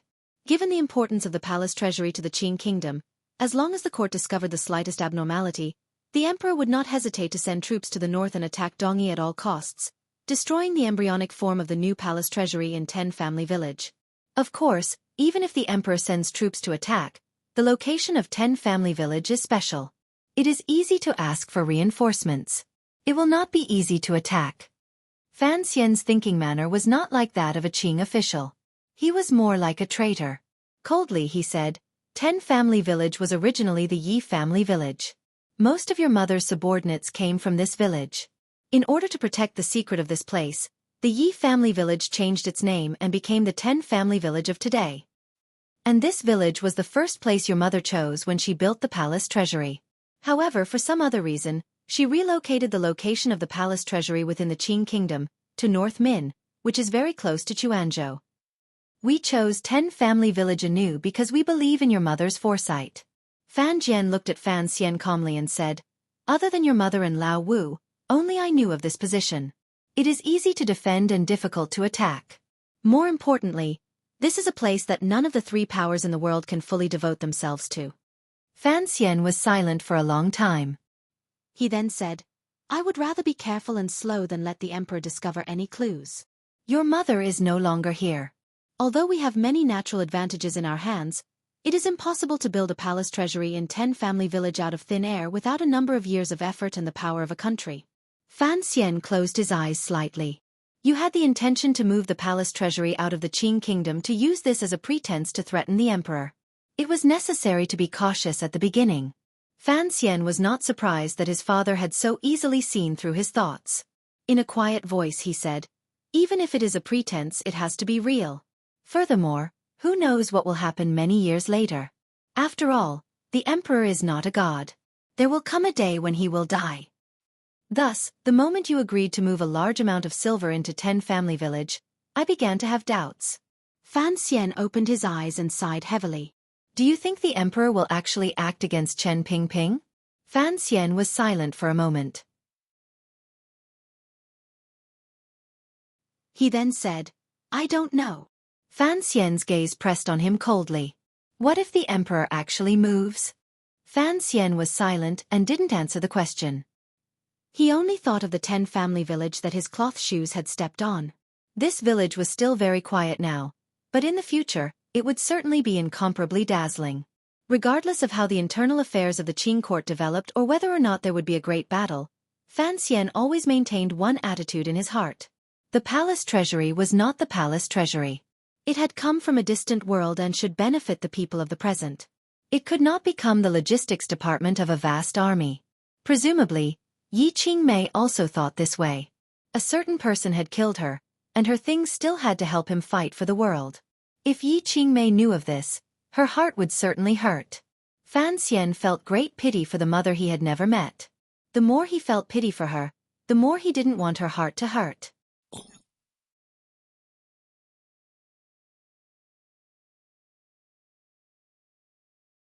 Chapter 667. In a quiet little courtyard, a quiet person, and a quiet chest, there was a similar amount of pain. Minister Fan carried a glimmer of pity and warmth as he looked at his son, who had his head lowered and was speechless. After a moment of silence he quietly asked, "Let's not talk about Chen Pingping. I only want to ask you. From the moment you decided to personally step into 10-family village, presumably you already knew about the matter from many years ago. Regarding that matter, how are you going to deal with it?" Fan Xian did not reply. Instead he asked, "When did you think of it?" Probably after the Jingdo rebellion. Fan Jian's expression was calm. Fan Jian's expression was calm as he said in a gentle voice, "Even if I wanted to, I didn't want to think about it in that direction. In the end, the emperor is the emperor, and I am his official." "I started thinking in that direction a long time ago," Fan Xian said bitterly. "At that time, I had already guessed my past, but I didn't have a shred of good feelings toward the emperor. So, when I thought in that direction I could accept it emotionally. But..." He let out a slow breath and said in a slightly raspy voice, "Later, the emperor treated me better and better. I was less and less willing to think in that direction, even though I knew long ago that other than him, no one in this world could banish Yi Qingmei from this world. But, I didn't want to think in that direction." Fan Xian's brows were furrowed tightly. "For the first time, I felt confused. In the past, I had once told you that I would not allow anyone to control me. My will was strong enough and would never be disturbed by external things. However, on this matter, I was truly beginning to feel confused." He raised his head and glanced at his father helplessly. "If you were in my position, what would you do?" Concerning this question, Fan Xian had actually thought about it clearly on the banks of the Lujing River in Jingdo by the side of the grave. However, Fan Jian should have the power and right to speak on this matter. Thus, Fan Xian had come to 10-family village, to Qing Kingdom's fish intestine, and quietly listened to his father's instructions. Fan Jian was silent for a long time. He then looked at him and asked, "You have to ask your heart how you really think of the emperor. That depends on how he thinks of me." Fan Xian followed these words very quickly. Presumably, he had asked himself countless times over the countless nights. "What does he think of you?" Fan Jian warmly smiled and said, "You don't have to worry about my attitude. After all, he and I grew up together. Although I feel disappointed and resentful towards him, to be honest, I can't bring myself to hate him too much." Fan Xian smiled helplessly and then sank into deep thought. Concerning this matter, he had thought about it many times. Before the Jingdo rebellion, The emperor probably felt 30% guilty toward Fan Xian, 30% valued him, and 40% used him. After so many people had died in the palace, the emperor's personality had clearly changed a great deal. Starting from the spring when he entered the capital in the 4th year of the Qing calendar, Fan Xian had to admit that perhaps the emperor was a harsh and merciless person. However, when it came to how he treated him, there was indeed an anomaly. Even if he had been used in the past, it was an acceptable use. If the emperor still had a sliver of true affection for the people of this world, then that sliver would fall on Fan Xian's head. The emperor treated Fan Xian better than the crown prince and the second prince, much less that pitiful woman who had given up her youth and reputation for the emperor. Quietly listening to Fan Xian's words, Fan Jian gently stroked the beard on his chin and sighed. It is easy to change mountains and rivers, but it is difficult to change a person's nature. Even though the emperor's personality has become much warmer, in the end, he is still a ruler who thinks of the world as his own. Speaking of which, how you treat the emperor depends on how the emperor treats you. However, how the emperor treats you depends on how you treat him. He looked at his young son and said with slight worry, "The emperor treats you differently because ever since you entered the capital, you have always displayed unwavering loyalty. This is also something I admire about you. You are young, yet you know how to guess what you have guessed and cover up all the conflicts in your heart. You even hid it from the emperor's eyes. However, once the emperor becomes interested, you are not a simple official. Once he truly begins to doubt your loyalty, there will be a fundamental change in his attitude toward you." "The emperor is heartless," Fan Jian reminded him. "Particularly when the power in your hands is so great that it can even faintly threaten the stability of the Qing kingdom's dragon throne. If he discovers that there is something strange in your heart, he will certainly mobilize the absolute power in his hands to kill you." Fan Xian was silent. He knew what his father said was right. The biggest problem he had committed in his planning these few years was that he had never made up his mind. Regardless of whether it was to avenge Yi Qingmei or to wipe away the events of the past and obediently and timidly be a powerful official by the dragon throne, he had to make a decision ahead of time. His mind was so uncertain and indecisive right now. It was truly too embarrassing. "This is a difficult problem for anyone to solve," Fan Xian said with a bitter smile. He smiled bitterly and thought to himself that in his previous life, such a dramatic conflict and inner struggle could probably only be found in Shakespeare's plays. Who would have thought that the drama of a father killing his mother and the son being caught in the middle would actually fall on him? Fan Xian looked at him calmly with a strange gaze. A moment later he said, "Actually, after Chen Pingping confirmed that matter and I guessed it, he and I also considered your problem. However, we truly did not think that it was a problem that was difficult to resolve." Fan Xian didn't quite understand these words. Fan Xian looked at him. His gaze grew gentler and gentler. He sighed and said, "Enji, you truly are an extraordinary person. I had thought that you had never seen your birth mother and had grown up under the emperor's protection. The emperor had treated you very well. Logically speaking, you shouldn't have any deep feelings for Xiao Yezi. Given the affection the emperor had for you, even if you knew about the tragedy of the past, you probably wouldn't be able to summon up the thought of revenge against the emperor for your birth mother." Fan Xian couldn't resist shaking his head and said, "Sometimes, I really don't understand you." Fan Xian had never seen Yi Qingmei in his life. He hadn't grown up healthily under her care. The emperor had treated him well. "The hatred of killing my mother is absolutely irreconcilable?" Fan Xian said quietly self-mockingly. "Of course, you know that I could not have made a decision because of this reason." It was because Yi Qingmei's aura in this world made Fan Xian feel so familiar, so close, and so amiable. Perhaps it had nothing to do with the feelings of a mother and son.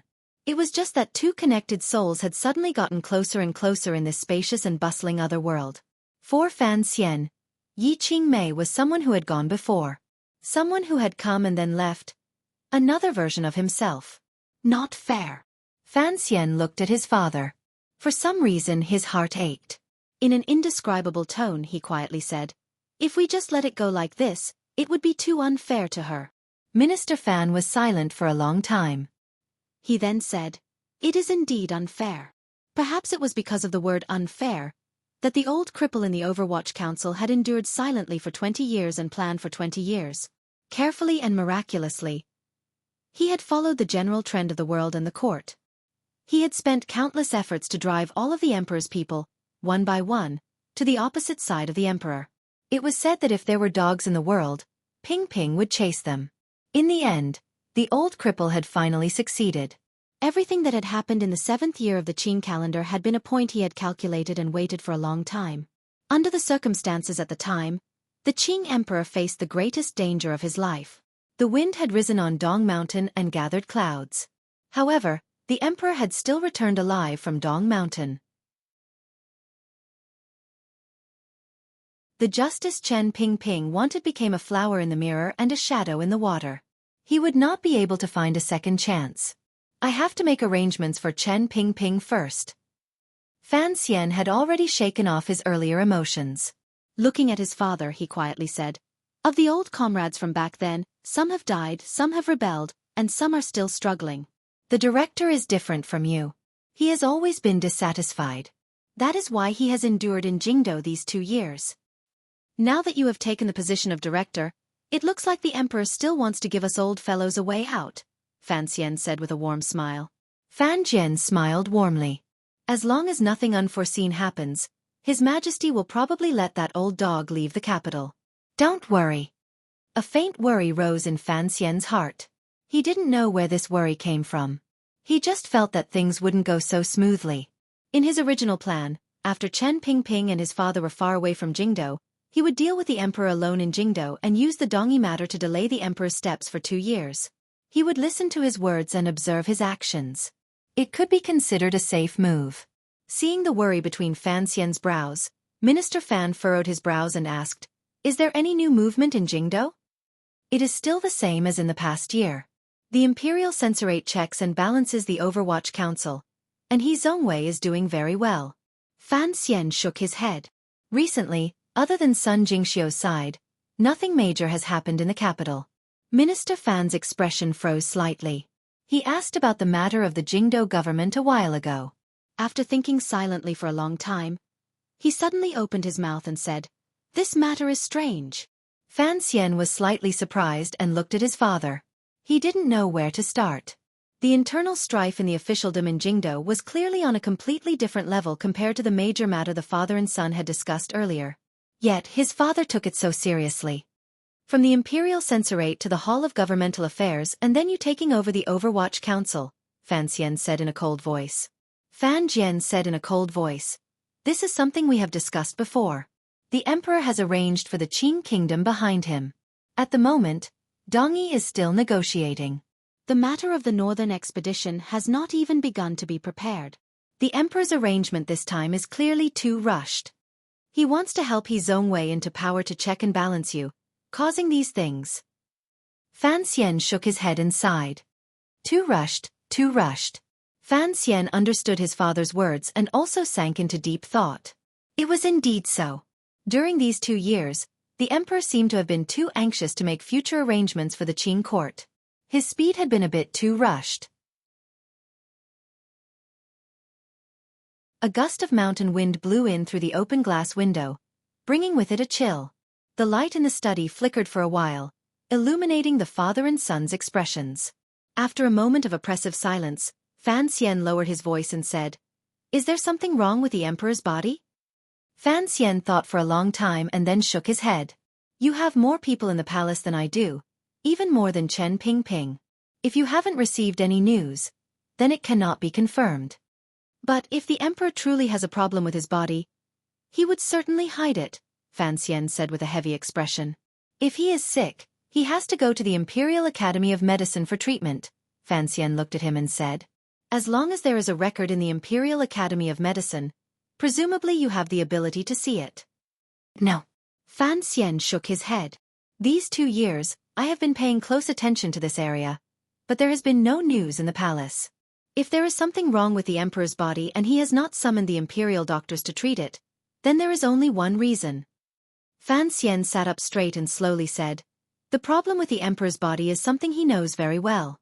It is impossible for the imperial doctors to cure it." Fan Xian's heart jumped and he unconsciously said, "Is there still a problem with the tyrannical Xueqi that has reached the realm of the way of the emperor?" Fan Xian smiled and shook his head. "Logically speaking, at the realm of a great grandmaster, normal poisons should not be able to enter the heart meridians. What problem could there be? Never mind. This is just a wild guess from you and me without any reason. You can't take this matter seriously. Fan Xian also smiled and said, that is true. However, I am very interested in how the emperor crossed that barrier and practiced the way of the king's scroll. It is a pity that the emperor always said that I would not be able to use that method, so I have never had a clue. Where are you going next? Fan Xian suddenly asked. To Dongyi. Fan Xian was startled. He didn't know why his father would suddenly ask this. Concerning the matter of the nameless martial secret, I can't give any opinion. Since you are going to Dongyi, there should be someone you can ask about whether or not the emperor has a problem with his cultivation.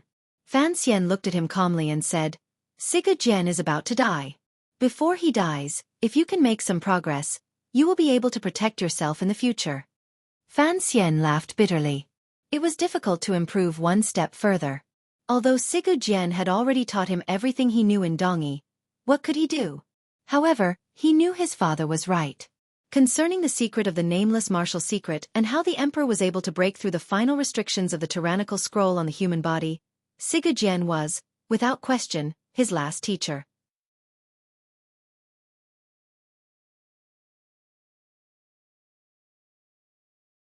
Chapter 668. I haven't been feeling well. Maybe it's because the legendary days have finally arrived. The low tide, the so-called low tide, has finally arrived. I don't know if it's a psychological problem or something else, but I'm under a lot of pressure. I can't extricate myself. I've been sitting there for 4 hours, but my mind is empty. I'm not drunk, I'm not sick, there's nothing. I just can't write anymore. My hands are placed on the keyboard, and I start to feel disgusted. This state is very strange. It happened twice when I was writing about Suzaku, but this is the first time I'm writing about the year after Qingyu. I've tried to analyze my recent mental state. Being busy and tired is part of the reason, but I think the real reason why I'm writing harder and harder is the year of Qingyu itself. This story is slowly coming to an end. Maybe it's because I subconsciously don't want to write the end, so I'm starting to feel disgusted with every word I type. Because there's a fixed content, every additional word you write will reduce the content of the story by 1 word, and then it will get smaller and smaller, until there's nothing left. I'm sick of this feeling. It's probably the same feeling I had when I read the last half of Jin Yong's novel 20 years ago, and saw the number of pages between my thumb and index finger dwindle. I need to rest for a day. I need to adjust my mental state, and then force myself to wake up and fall into madness. I don't have any craziness. It's like I can't overcome it. I don't know if other writers have this feeling, but I do. I won't add this chapter. On the 15th, I'll only add the chapter where I asked for sick leave. You're tuning in to the Xueqi's Martial Arts Saga YouTube channel. Don't forget to subscribe and join us on this journey to catch the most captivating stories.